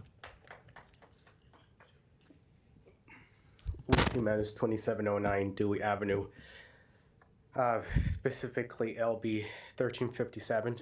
I'm talking about, I've looked at the wording, and here there's a section for what camping means, but there's no definition of what control and property means. So I think that the way I look at this, if I was a police officer, I could say, well, you're in the county. Just simply by being in a political subdivision jurisdiction area. I think that as a law enforcement person, I just say you're in the county and you're not. And you have a tent or a sleeping bag, then you could get arrested. I think that's unfair. And then I also appreciate the comments about, and Commissioner Bergeson, you said that you actually talked to the people and to figure out what their specific situation is. I think that's important because homelessness might look the same, but everybody's different. And then also and so when you get into the specifics, then you figure out that everybody's going through something. Somebody pointed out the public transportation, and something like that can be an obstacle. Just public transportation, it's an obstacle, and obviously there's a lot of things other than public transportation, but I really appreciate whoever said that public transportation is an obstacle, because I think that's true. It's real. Thank you. Thank you.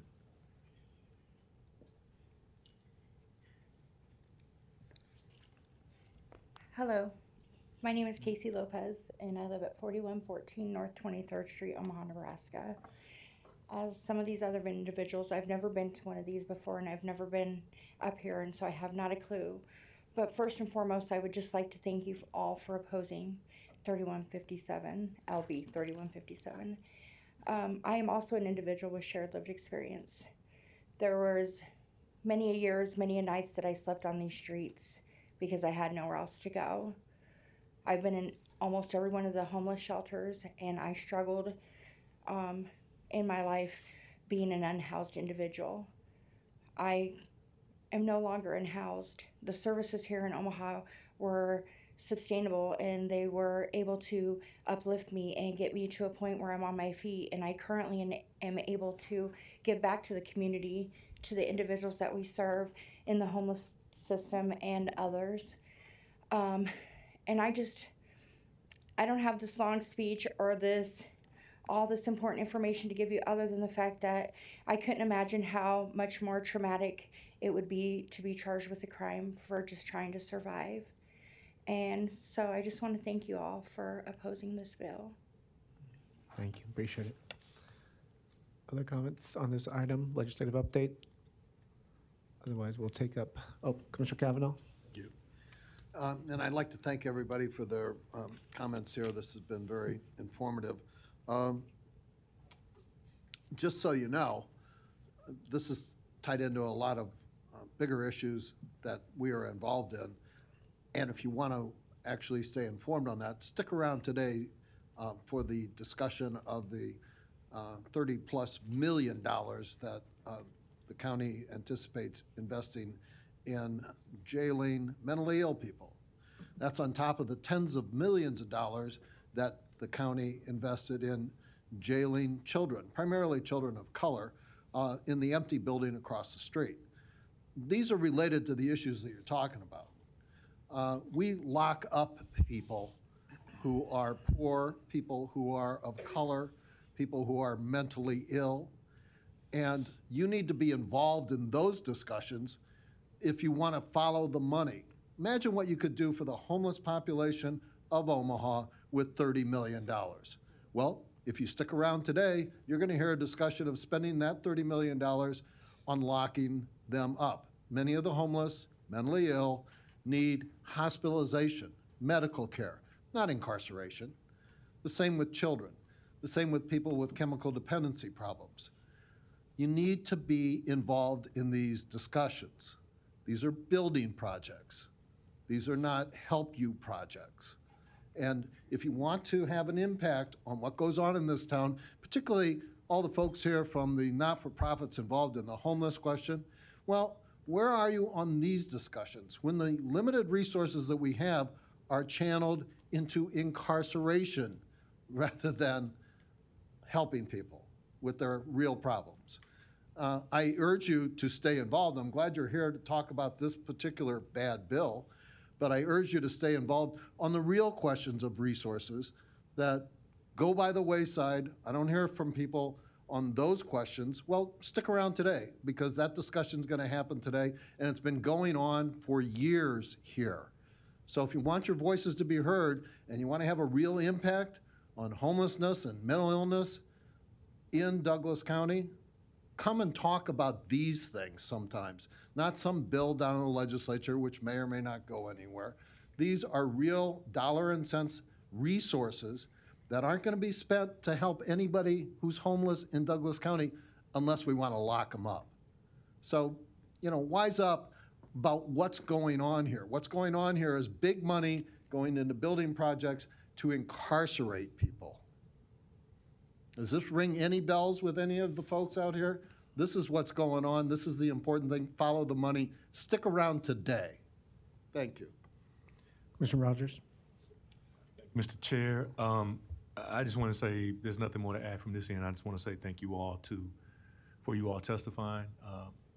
I thought today would be pretty routine in regards to opposing it, but I do want to thank you all for, one, crystallizing, I think, the whole situation, and secondly, I think really putting a hard blunt to this effort and efforts like it that could arise in the future. And I think it's going to take us a long way in regards to addressing, and the conversation that's out there right now with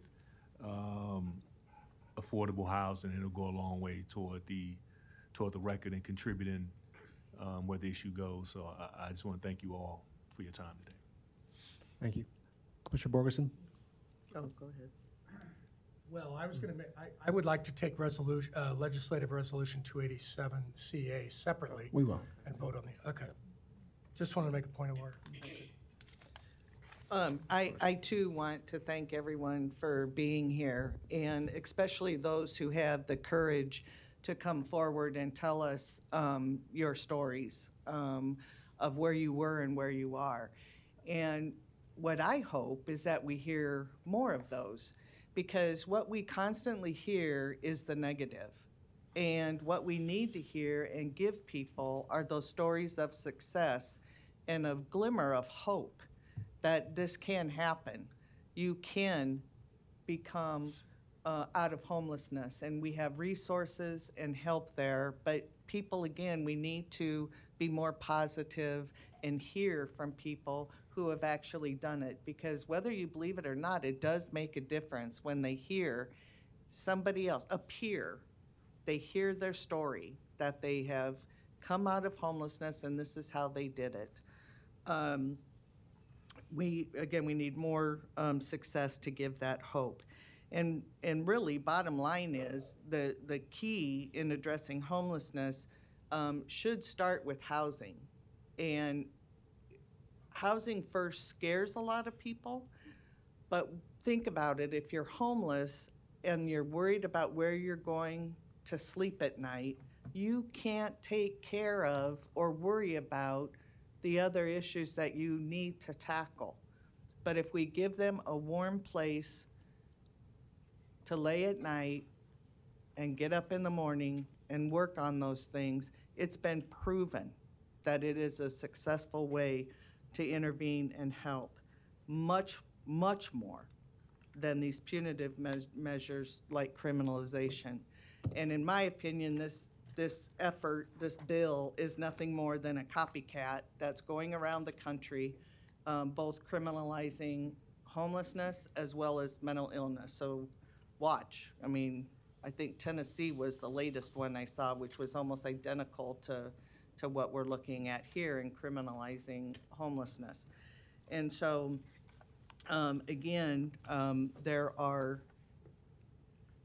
I agree, there aren't enough resources.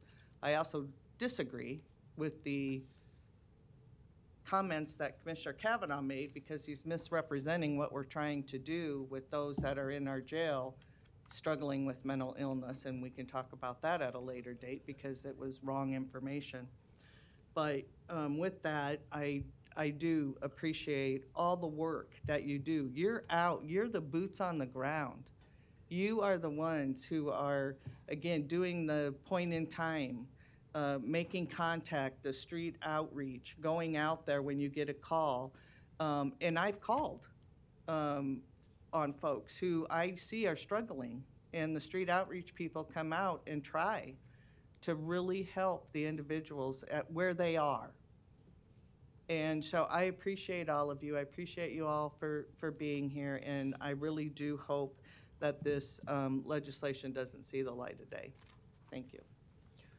Commissioner Borgerson, we had a request to take LR 287CA separately, which is, again, a constitutional amendment to require the legislature to compensate political subdivisions for any locally imposed revenue source that is reduced or eliminated by the legislature. Is there a motion and a second to support that one as listed on the agenda? So moved. Motion by Borgerson, second by Rogers. We'll move to a vote. There's a comment by Commissioner Friend. Thank you, Mr. Chair. Just real quick, I explained some of my reasoning in 4 minutes before. I've already rewritten legislative resolution 287C. Not that I'm cool or smart. I've already rewritten it 3 times in my head. I like the idea, but this thing isn't ready for prime time, especially if you're going to produce a constitutional amendment or a potential constitutional amendment. That's why I wanted it bracketed or taken separately. Again, like the idea. This isn't ready for prime time, just like those other 2 bills aren't either. Those unintended consequences I was talking about. So I'm going to abstain if we get an opportunity to, and we will. Legislative Resolution 287CA, I'm going to abstain, and then we'll take up the other 2. Thank you, Mr. Chair. Thank you. We'll move to a vote. Mr. Chair, if I may, before we vote, Marcos, the way the resolution is set up, should make it pretty easy for us to bifurcate the vote here. So I pretty much plan on using the template that you submitted. We'll just make it specific to the support and the opposition. So, okay. Please vote.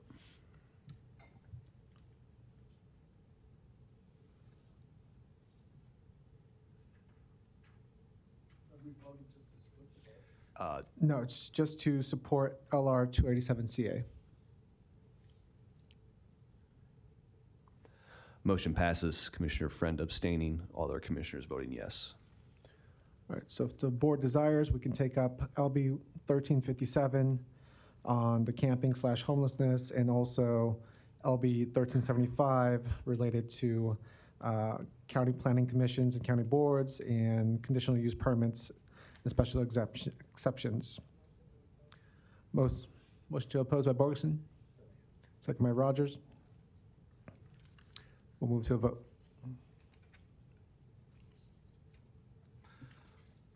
And just to be clear, you'd be voting yes to oppose the bill. So, Correct. Thank all right. you. Please vote.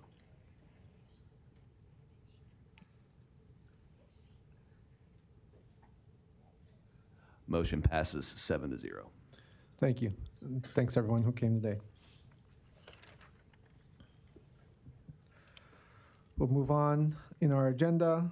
There's no public hearings today. Committee discussion and action items. Under Finance, 6A, we have A1, Budget Report as presented. Under B, Administrative Services, we have 2 items today related to the CM at risk model. This is an item that we saw, I think, back in December that we will take up again.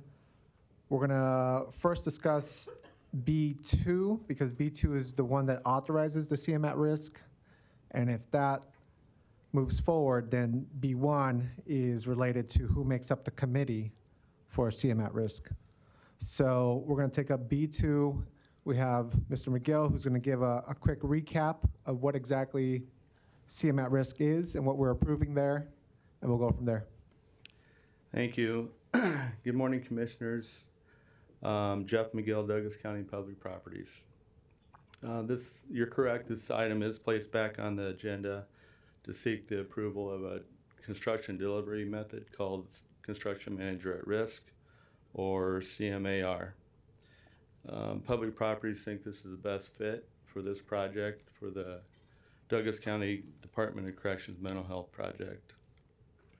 Per the state statute, we do need it requires board approval. Contractually, the construction manager at risk will assume the legal responsibility to deliver the project within the contract price and also the schedule deadline. It also provides the CM at risk to attend and be part of the team during design. There's a lot of advantages to that. One is the team effort, which talks about means and methods based off the architect engineer's design versus the contractor's experience. The other advantage is the selection is the most qualified firm versus a low bid in the bidding process. Real-time estimating. The CMAR is working with local subcontractors to get real-time costs throughout the project. So the budget that we established, that's our target. The long-time purchase items for mechanical equipment and others, that can be identified. A lot of the equipment is 6 months to 12 months out. So if we can identify them early, get them here on site, will help the project completion date. And the completion date for this project is December 2026. Any questions? Thank you, Mr. McGill. Jump to Commissioner Kavanaugh. Thank you. And I've had discussions with the chairman on this proposal. It is, as I indicated before, a jail construction for mentally ill people, and as such, not authorized by ARPA.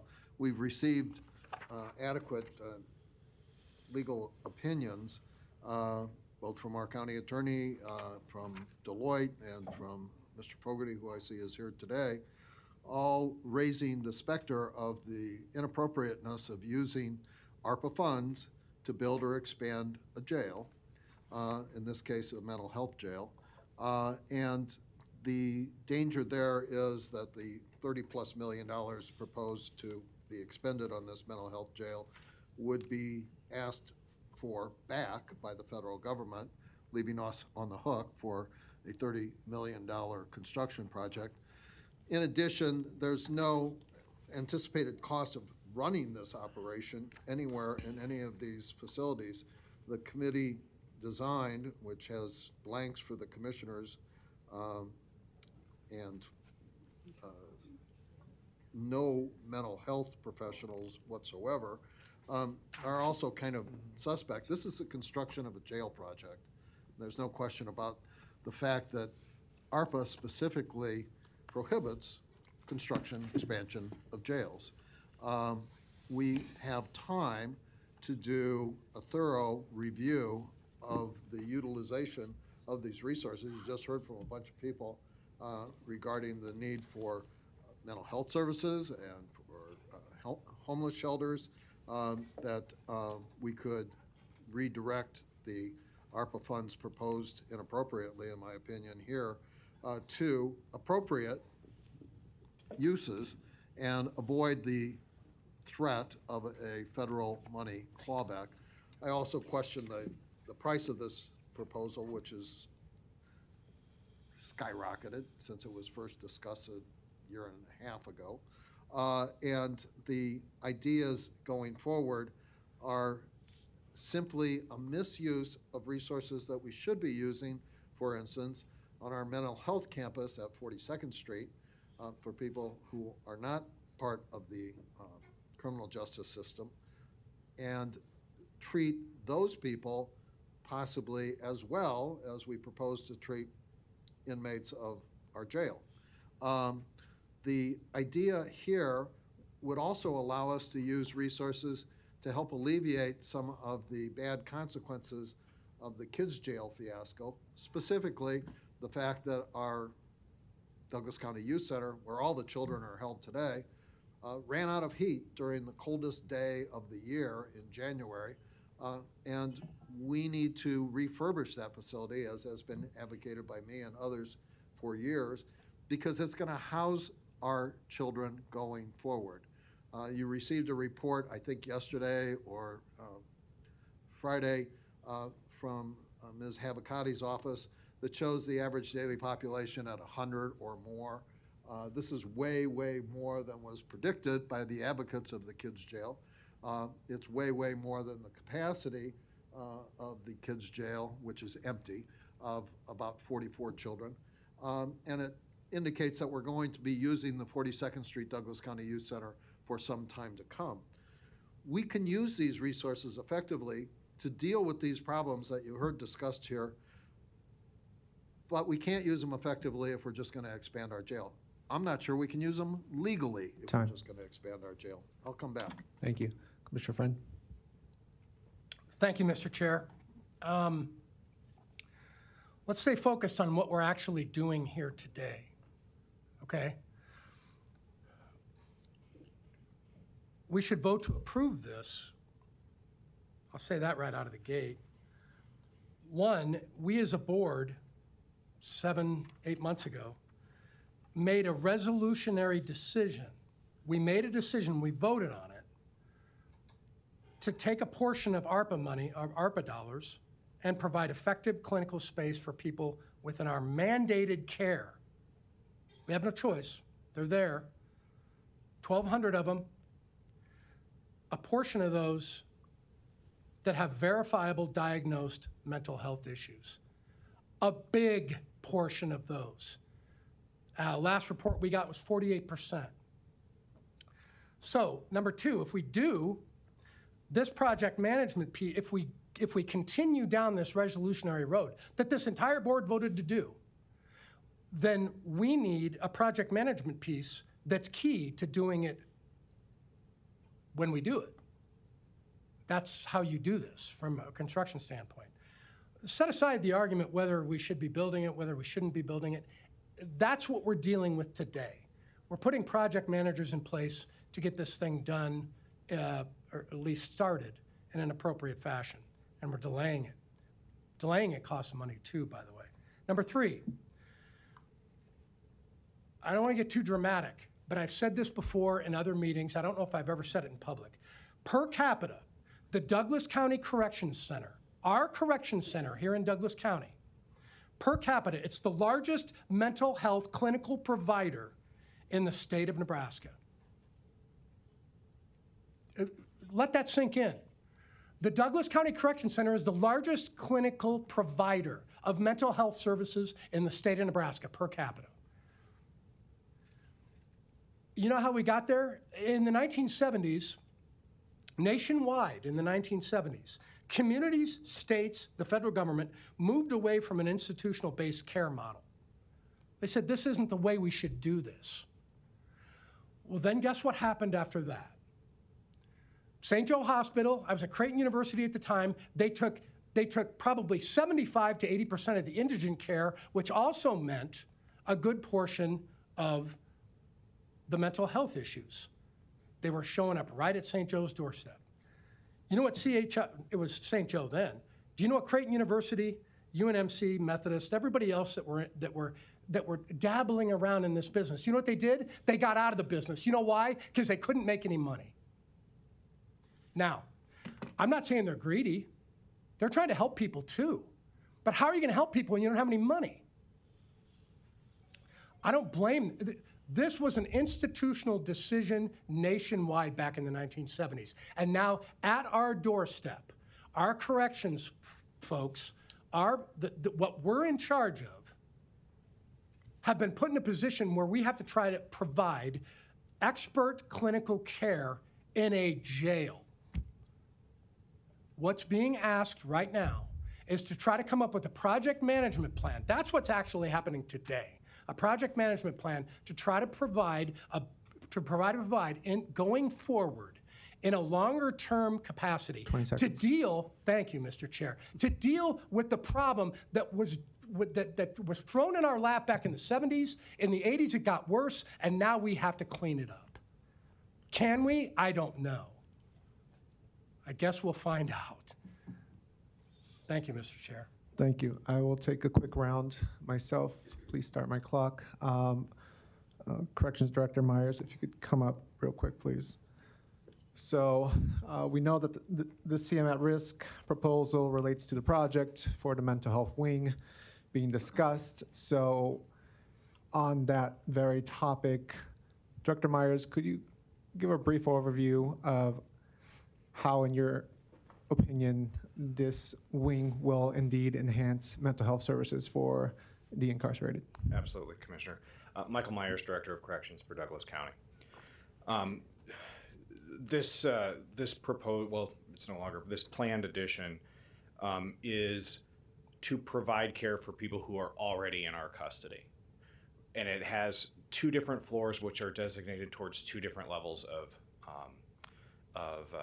care. One floor is dedicated towards those who are mentally ill and dangerous. We haven't been able to stabilize them yet. Maybe they're not compliant with taking medications. We have them for an extended period of time. These are often the folks who are ordered for LRC evaluations, which take months for them to come to fruition. So they're in our custody for an extended period of time. This provides a safer environment for them, a safer environment for our staff, and a more therapeutic element that's incorporated throughout the construction. That's critical because the last portion of the jail that was built was constructed in 2004, 2005, probably planned a couple of years before that. It did not consider the realities that we're facing today. It did not consider the fact that our most recent stepping up data indicates not only that 48% of our population has a mental illness, but that 29% of them have a serious mental illness, such as schizophrenia and other untreated conditions. So the upper floor of this addition is to address another problem that's grown dramatically, and I presented the board data on this at our last Board of Corrections meeting, that in over a 3-year period, our number of individuals who are placed on suicide watch and our number of individuals who are going through drug and alcohol withdrawal protocols both have not quite doubled, but nearly doubled in nearly a 2-year span, or excuse me, a 3-year span. Right now, all those folks are crammed into our infirmary, which was not designed for that. It also takes away from our ability to focus on the medically fragile individuals when we have to have that, because those folks going through withdrawal, need that high level of nursing and medical care as well. So this proposal takes people who are that we attempt to treat in a building that wasn't designed for it, and enables us to, I believe, to have much better outcomes, much better safety, and it's a humane response for something that's already occurring. This is not something new that's going to occur because we built it. It's already in the jail. The fact that there's 48% out of approximately nearly 1,100 people in our custody who have a mental illness, and nearly 1 in 3 have a serious mental illness, it's already here. This is just us being able to provide more humane and effective treatment for them while they're there. Thank you, Director Myers. I'm going to loop back. For now, I will go to Commissioner Kavanaugh, then Commissioner Friend. Thank you. And I appreciate the comments of my colleagues and Director. The problems are, more than what I just expressed in my initial statement regarding the financial risk that we run by expanding the jail in flagrant disregard of ARPA prohibitions of expanding jail with ARPA money. This also expands the operation of the jail, and we've talked about this before. You can build it, then you got to run it. And there's been no consideration, no projections, no numbers that we've seen relative to running this. I'd point out that I don't know about everybody else, but I didn't authorize spending $30+ million on a jail expansion for mentally ill people. I proposed something quite different, using existing facilities at the Correction Center and spending most of the money to expand our mental health services for people who aren't incarcerated at the 42nd Street Douglas County Health Center campus. I think we already run that, and we already staff that, and we already have a building there. So the proposal here is kind of like the kids' jail proposal for building a big facility with no idea of how we're going to run it, what it's going to cost to run it. There's no statutory requirement for these services. There's statutory requirement that we incarcerate people who are convicted or held on bond by the courts, but not these services. And there's no staff to provide these services, and there's no projected cost over time to provide these unmandated services to inmate population. So, for all of those reasons, in addition to the fact that the single largest health condition faced by the largest number of inmates at our correction center is drug and alcohol related, chemical dependency. This does nothing for that. The biggest single health condition of our 1,000+ inmates is drug and alcohol related. This does nothing for that. We could do that, and we do on a very small level right now, inside the existing correction center facility. And if we wanted to impact people, we would have the most impact there, because people aren't here for a long time. You're not going to impact people with long-term mental health conditions in a short-term setting. You are going to impact people with alcohol and drug conditions if they're going to be there for 30 days or so, because that's exactly what happens in the real world with real positive effect in the treatment centers around this country. So if we wanted to do something for people who have drug and alcohol conditions that relate to their mental health, we could do it for a lot less than this building proposal that's going to have real problems with the federal government and the Treasury Department going forward. All I'm saying is, let's not make the same mistake that we made before on the 30 seconds. kids jail fiasco. Let's take a breath. We could lay this over easily. We have plenty of time. And let's include some mental health practitioners in this proposed committee, rather than just make another construction project that's going to be really questionable going forward. I think, what we need to do is step back and look at all of the options that we have, rather than plunge forward and potentially do the same Time. damage that we did with the kids' jail fiasco. Thank you. Thank you, Commissioner. We'll jump to Commissioner Friend. Thank you, Mr. Chair. Due diligence has been done. Expert consultants and legal opinions indicate that this is not a risk. We can have a parade of people, and Commissioner Kavanaugh can make fun of the kid, what he calls the kids' jail.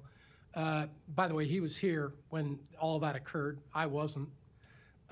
So I can't speak as specifically as he can to it, even though I watched it from afar. I can tell you this.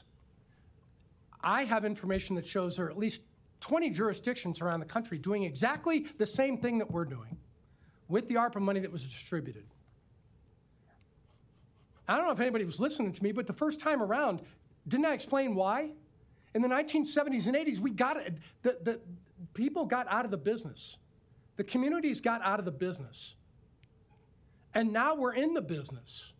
And we're mandated to be in the business. Commissioner Kavanaugh can talk all day long about nobody else in the country doing this. This is unheard of. There's going to be clawback.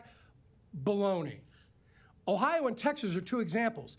There's a jurisdiction in Texas spending $127 million of ARPA money because their jails are overflowing. They can't send these people back out on the streets because they violated a state law, and they have to provide services. We're running it, and by the way, we're running that right now in our corrections facility. We're running these services right now. And I would argue that there are mandates, state and federal, in order that we have to do that. I'll go out and find them. I'll bring them next time we have this debate, and we'll continue the debate. We're running it right now, and we're paying for it right now. Will there be more pointed and effective care if or when this gets done? Yes, there will. Does that mean cost added or cost benefit? We're going to dig into that too. Commissioner Kavanaugh points out the drug and alcohol related problems that we have at the Correction Center. Fair enough.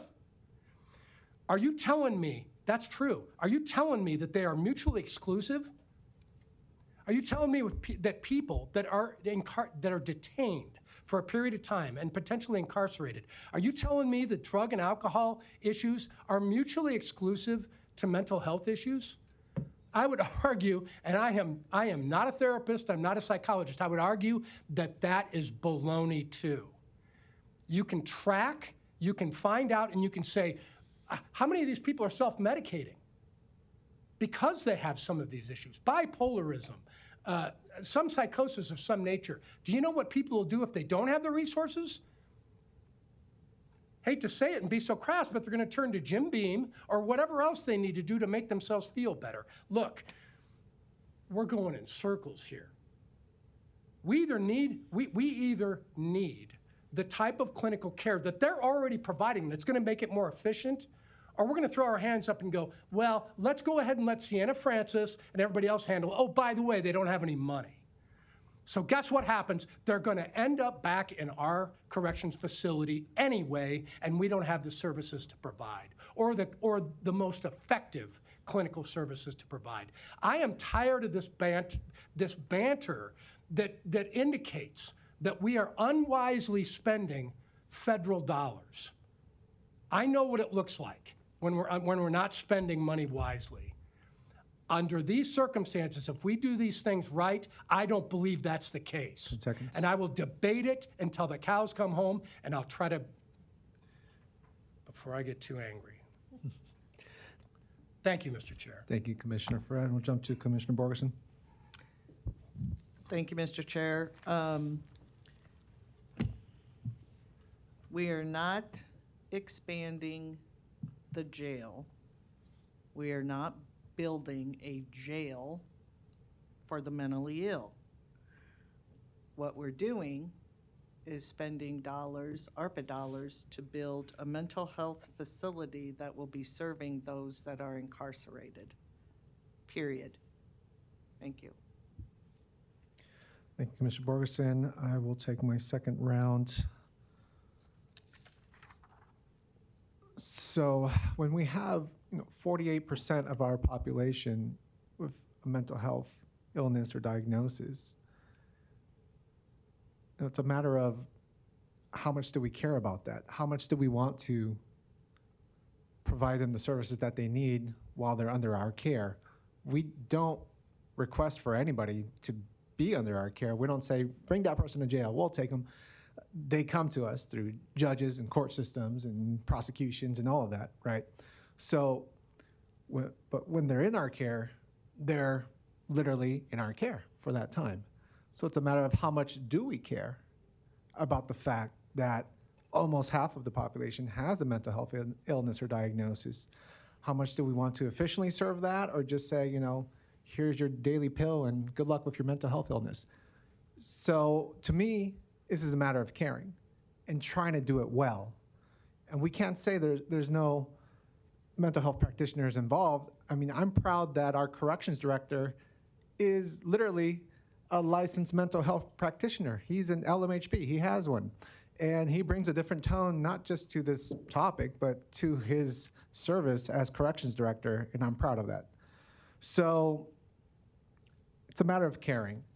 We provide other services to the incarcerated. Should we stop doing those things too? We provide educational services. We help people get their high school diplomas. We provide medical care for physical ailments. And we're trying to do the mental health care better. That's what it's about. So I do care about individuals who come in with mental health illnesses. I do care that the fact that we have individuals who, while incarcerated, do things to harm themselves.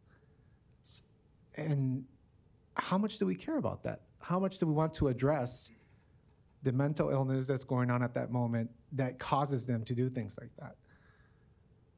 And it's not an uncommon occurrence, unfortunately. And it's sad. How much do we care about that?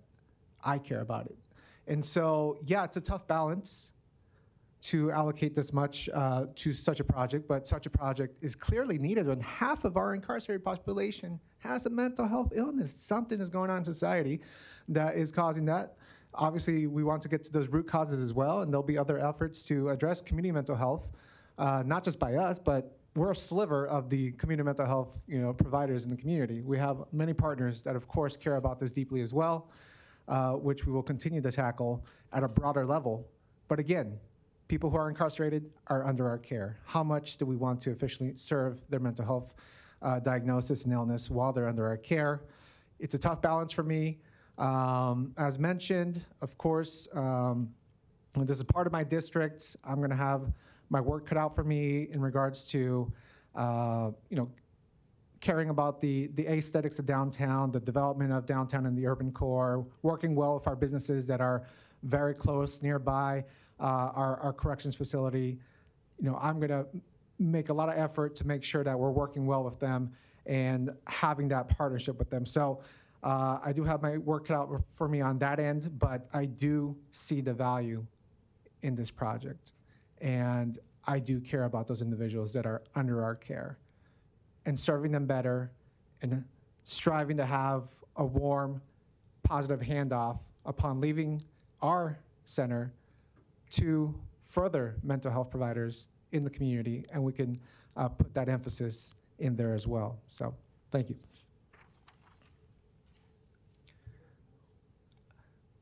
Yes, I'll take a motion in a second.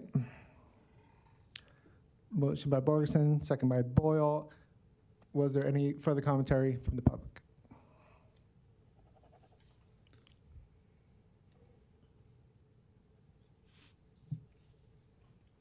Ed Fogarty, can you hear me? Ed Fogarty, 521 North 38th Street, retired lawyer. You've been hearing from me orally and on paper for about 8 months now. I'm going to give each copies for your bedside reading table at home, the things I've written for you in the past.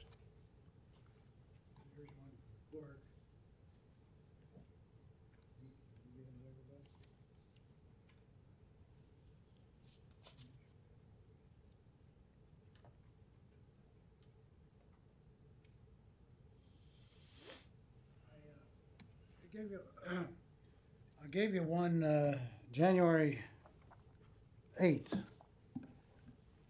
Delivered it that day. There was a heck of a blizzard there, so you've had that a while. Now, the interesting thing is the law I've put in here is not my law. It's what ARPA statute says. ARPA statute doesn't give you one dime for capital expenditures, but it gives you about 20 uses across health, mental health, behavioral health. But it didn't say specifically you can't use our money. And make no doubt about it, you're not using your own money, or you're using borrowed money with strings attached. You're using somebody else's money, federal government money here.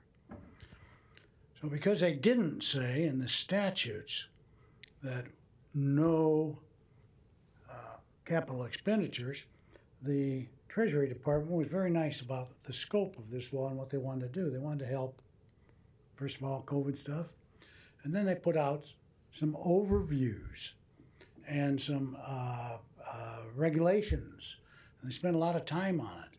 And before people like out in Douglas County and out in Texas, where they, Commissioner Friend, they're spending $400 million on $1 billion prison of ARPA money, and it's being challenged in the law. It'll take a while to work out, as are the 20 other jurisdictions that are up to the same game that Douglas County is. And it'll be worked out in the courts, where people will get wise and bring their spending of ARPA money back into compliance with the law. Now, the big thing I want to show you about that January 8th thing was I stumbled on this. I've done a lot of work for free. Deloitte's charged you $2 million, and all they did was point out the problem with the jails and then give you a process, but no data or no arguments that get you through the loopholes that you're trying to get through.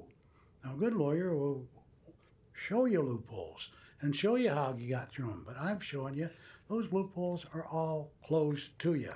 But I want to specifically bring up that page 2 of the document you're going to get. I stumbled on the overview, or the deal that the state Department of Health and Human Services 30 seconds. taking the same fund that you did, and it did it correctly. It said a limit of capital expenditures on some behavioral health, 250 of a $2,250,000 of a $2.5 million project. They said none can go over $1 million. They covered 17 projects, and they gave the people like you would be the county board or some of these people that have these projects an overview. What you people did not do before you started spending the money, ask Deloitte to give you the overview of what you could do with the government's money, not your money. So just wait till it's clawed back when the dust settles 2 or 3 years from now, or form a committee and do it right. That was time. Am I done? Yep. Okay, thank you. Oh, yeah. Sure. Who has Commissioner a Friend. question? Somebody want a question? Yeah, I have a Yes, sir. question, Mr. Fogarty. So do you think, you've laid out some interesting stuff here and I've read it before, do you think that we're in no way being responsive to COVID and the impacts of the pandemic? I think that the ARPA statute, Congress made behavioral health, substance abuse well within what they thought it was. And then you did not need to go any further. But as I understood the project, as it was coming down line from this board, we were going to take care of the most seriously mentally ill people. Now, that was going to be... And pardon me. Yes. And I didn't mean to interrupt your train of thought. So you're saying that the most intensely mentally ill, it wasn't necessarily exacerbated or caused by the pandemic? That I would say Congress didn't give that definition in the statute. Then you're stuck with what Treasury said on the regulations. And now you're stuck with what 20 jurisdictions around the country, like Douglas County, Texas, Texas is trying it, Alabama's in litigation. You're rolling some dice. Has that money in Texas been clawed back? Not yet. Not yet, okay. Yeah, thank you. Well, just, That's all I have. That's all I have, thanks. Okay, I'll just write them about December 31st if you want me to. One thing that I wanted to point out, Mr. Fogarty, I do not need to be lectured about whose money this is. I know. I firmly know. It's not my money. Do you really think anybody on this board, I don't mean to think that you are trying to insult me. No, I'm not. I'm saying that if you think that I believe I can do, or anybody on this board thinks that we can do whatever we want because it's our money, you're sorely mistaken. Mr. Chairman, I don't know if we... Well, just a second. I take a point of personal pride No, here. I'm not hectoring. No, I was being Commissioner lectured. Friend is finishing his final term. He pointed out. Just a second. I've been He hectored by pointed out. judges No, all my life. Mr. Fogarty, I'm not hectoring you. I know. Commissioner Friend has 90 seconds left. Okay. I'll determine if he's germane still or not. He Thank has you. 30 I'm 90 not, seconds left. with all due respect, I'm not hectoring you. I'm saying that you had made the point that it's not our money. I know that. Yeah. I mean, and I want you to know that we know that. So I'm not hectoring you. This whole thing's been going on a long time, okay? And it bubbles up, and I don't mean to offend. I got a few more minutes. Because I'm gonna have this now. Yeah. You can have a third turn if you want as well. Opening this door. We've been debating this for an awful long time, and I do respect your opinion, and I'm not backtracking. What I'm saying is there are a lot of things that have been said, and I've never personally responded. I've never personally necessarily responded to them. Even with Commissioner Kavanaugh, I haven't had much debate about it. This debate has to happen. I agree with him, and I agree with you. It has to happen. My point is, don't expect me not to debate about it. I'm going to. And I resent the idea that it's hectoring. Debate is different than hectoring. I would say that he didn't know what he was talking about. I haven't said that because I think that he does. So I was asking him some pertinent questions. And I do appreciate your input, and you're welcome to come back up here anytime. That being said, I'm trying to figure out where we draw the dichotomy between a pandemic that actually raised those numbers in our corrections facility up to 48% last month. Whereas 3 years ago, when I got on this board, they were closer to 21%. That's time. Thank you, Mr. Chair. Thank you, Commissioner Friend. As a reminder, we did change the rules in January to allow for a third term for commissioners, though technically, I think we're still working out the clock. That third term is supposed to be 2 minutes, so we need to figure that out. But we do have 3 terms now in regards to speaking, or rounds better stated. Well, that's great, because I wasn't talking about that. I was talking about the interchange. No, Mr. Fogarty, don't go away. Okay. I have read your briefs as well, and thank you for being a responsible citizen and warning us of the dangers here. The quick review that you put in your January 8th, 2024 one, the project fails the Treasury presumption that ARPA funds cannot be used to build a jail. That's your point. ARPA funds cannot be used to build a jail. Yes. That's Okay, and if they are inappropriately used to build a jail, and this jail doesn't exist right now and it's going to be built, so that's building a jail. What does the Treasury Department do when they find that you've inappropriately used ARPA funds to build a jail? What's the consequence? They ask for the money back, and if They you don't ask for the money back? politely, then they go to court if they have to, and it will give you an opportunity to show your good faith. And there's plenty of good faith here, but you've been warned that there is legal defects. But yeah, they take your money back. Might be able to negotiate they want 30 million back. You might be able to negotiate. To keep, Okay, so they're, we're running the risk of them It's asking litigation. for $30+ million back. It's fighting. And you note in here, the follow-up, all, emphasis, the law and commentary by Treasury and learned commentators, including NACO, disqualify ARPA grants to build jails. And you footnote that quite effectively. 30 seconds. So that's your point. That's my point. Thank you very much. And we appreciate you taking the time out of your life to not only give us this information, but to come down here like a responsible citizen. And you should be respected for that. Thank you very much. Well, I don't see any disrespect. I see vigorous argument. And thank you, Mr. Fogarty. Thank you, Commissioner Kavanaugh. Commissioner Friend, do you have a point of clarification? We get 2 more minutes, correct? No, you actually. 1 minute? You already spoke 3 times, actually. Did I? Yeah. Thank you. So there's a motion and a second. Oh, sorry, Commissioner Borgeson, go for it. Just, again, I need to say it, we are not building a jail. We are building a mental health facility to serve those that are incarcerated with mental illness. Thank you, Commissioner Borgeson. Other public comments? Luis Jimenez, 2709 Dewey Avenue. I think I know where this is going. So I'm not, just want to point out some things. Can I give this to you, Mr. Chair, or Sure. the Ford got this for the deputy attorney, Robert's Rules of Order, simplified. Okay. You can give it to her if you want to. So, Commissioner Frentz said some interesting things, saying that this is going to be a project manager. The new position was going to be a construction manager, project manager, excuse me.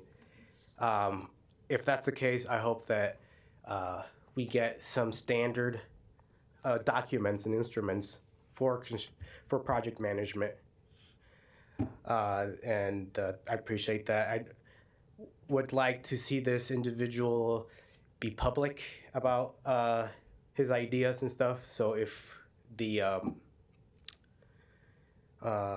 public can engage with the construction manager at risk, I think that would be all right.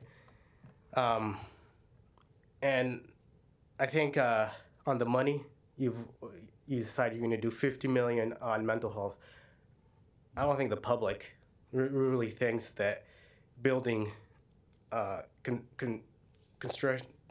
building a facility at corrections is going to like have an impact on mental health. I think that it's going to make correctional personnel do their job easier if you separate populations.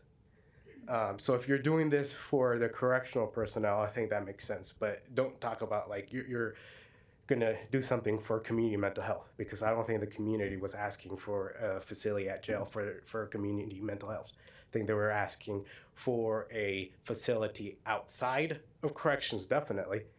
You have a facility for community mental health, and it's not trauma informed.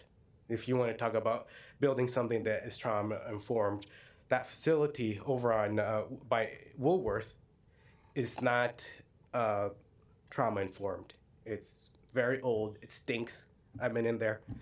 I think you need to support that service as well. And then so you have $50 million. You haven't spent it.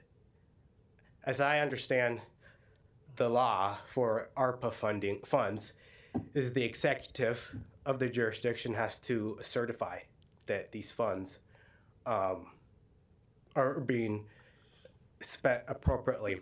You've already spent other ARPA funding. Did you go through that process? I know the Commissioner Borgeson was the chair. Did she certify the previous expenditures? Did Patrick certify? Who's certifying it? That when you spend the money that you're doing appropriately. I'd like to know. Are you going to certify these $50 million? Is that how you're handling the legality of spending the money appropriately? Thank you. Thank you.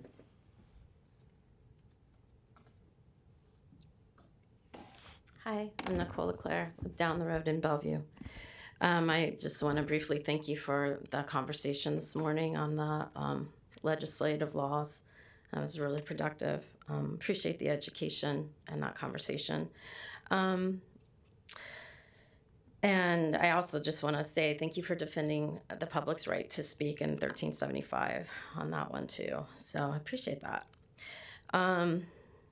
I'm here just to, again, encourage you maybe to slow down on this.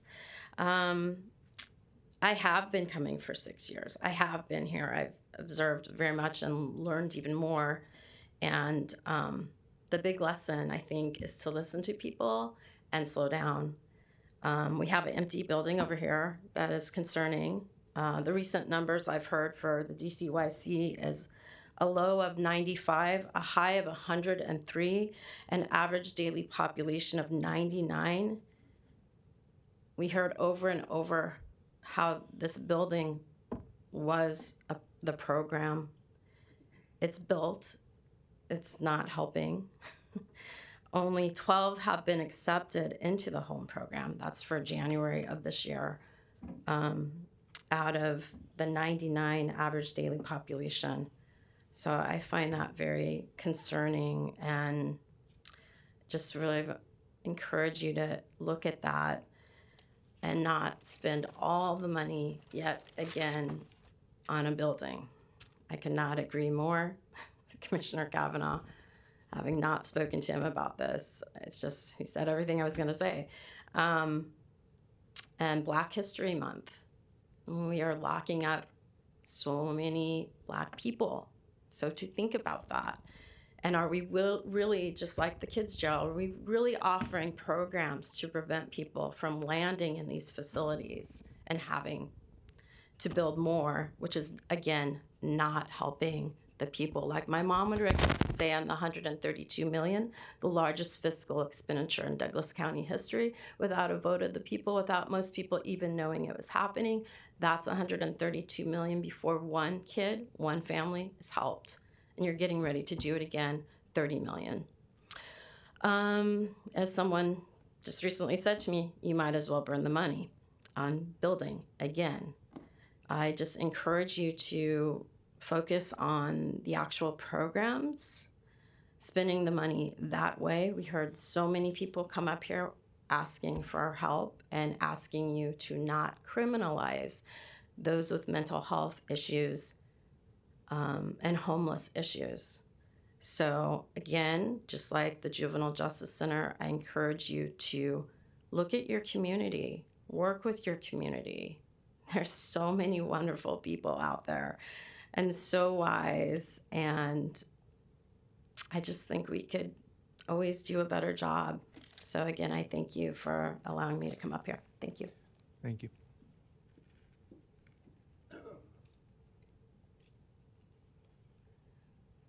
Larry Stover, 5015 Lafayette Avenue, Omaha 68132. Well, finally, we've had what I consider a discussion back and forth. Not just a, we will have that discussion one way. That's what Mr. Ben Gray used to say. We will have that discussion on racism. But it was never a two-way discussion. It was just hot air. So thank you for this today. But I think this kind of proves to you that it's kind of dangerous for you to be doing away with citizens' comments. Now, citizens can understand clearly that they can do this. That's a different matter. You need to define discussion versus hearing versus on the agenda. If it doesn't say you can't speak, you can't speak. You need to be clear. Mr. Kavanaugh likes to have a discussion. But you can at any time have a discussion with anybody that you want. You've done it many times. But you've also neglected many people that have some pretty good information for you. And sometimes, well, this body's not so bad. But one of the other bodies likes to make snide remarks about people. Oh, we don't like that guy. But we have somebody up there that represents a county attorney that's supposed to enforce the Open Meetings Act. What does that mean? You know, you can call an emergency meeting on that and settle that right today. Take a lunch break and have the county attorney come down here. The Attorney General told me that we're not going to get involved in county business.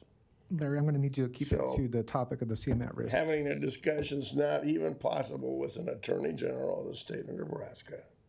But they're taking away our election rights. We need to discuss that too. That is your job to discuss those things. Thank you. Thank you, Larry. Any others? If not, we have a motion and a second. We'll move the vote.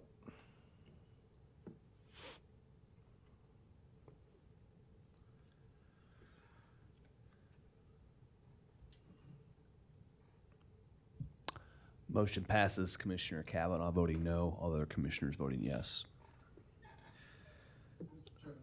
Yep. On both at once? No. Oh, okay. It was number 2, Okay. which creates the CM at risk model and committee. Well, it allows for it, rather. Number 1 is specifying who will serve on that committee now that we approve the CM at risk model to move forward. So you have a resolution for you that outlines how this committee could be made up. If I'm not mistaken, I think there is interest from the finance chair and the criminal justice chair, Commissioners Morgan and Friend, to be considered, but it's up to the board to choose 2 board members to serve on the committee and alongside the other individuals listed on the resolution. With that being said, all right. Are you so moving the 2 commissioners mentioned? Second by Boyle. Discussion on that. Otherwise, we'll move to the vote. Vote. This is on the resolution as is. Resolution with the 2 commissioners mentioned, Commissioner Morgan and Commissioner Friend. Okay. All right. Inserted into the blanks. I see. Okay. You may vote now. Thank you.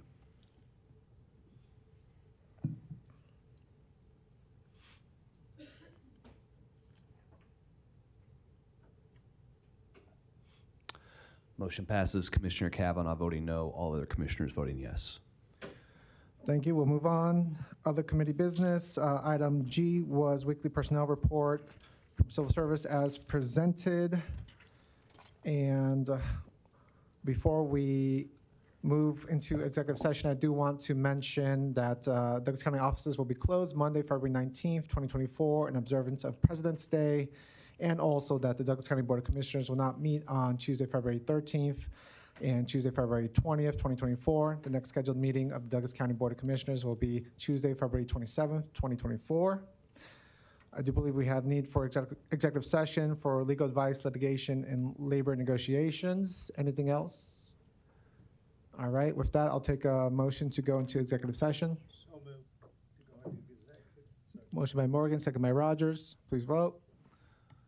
Commissioners, before I have you vote, I just wanted to enter in the record. I meant to do it during the discussion on LB 1357. There were two individuals that sent emails in yesterday, which you were provided, Cassandra Griffin and Cammie Watkins of Inclusive Communities, both encouraging basically how you voted today on LB 1357. So thank you. Thank you, Mr. And Clerk. You may vote. Vote on executive session.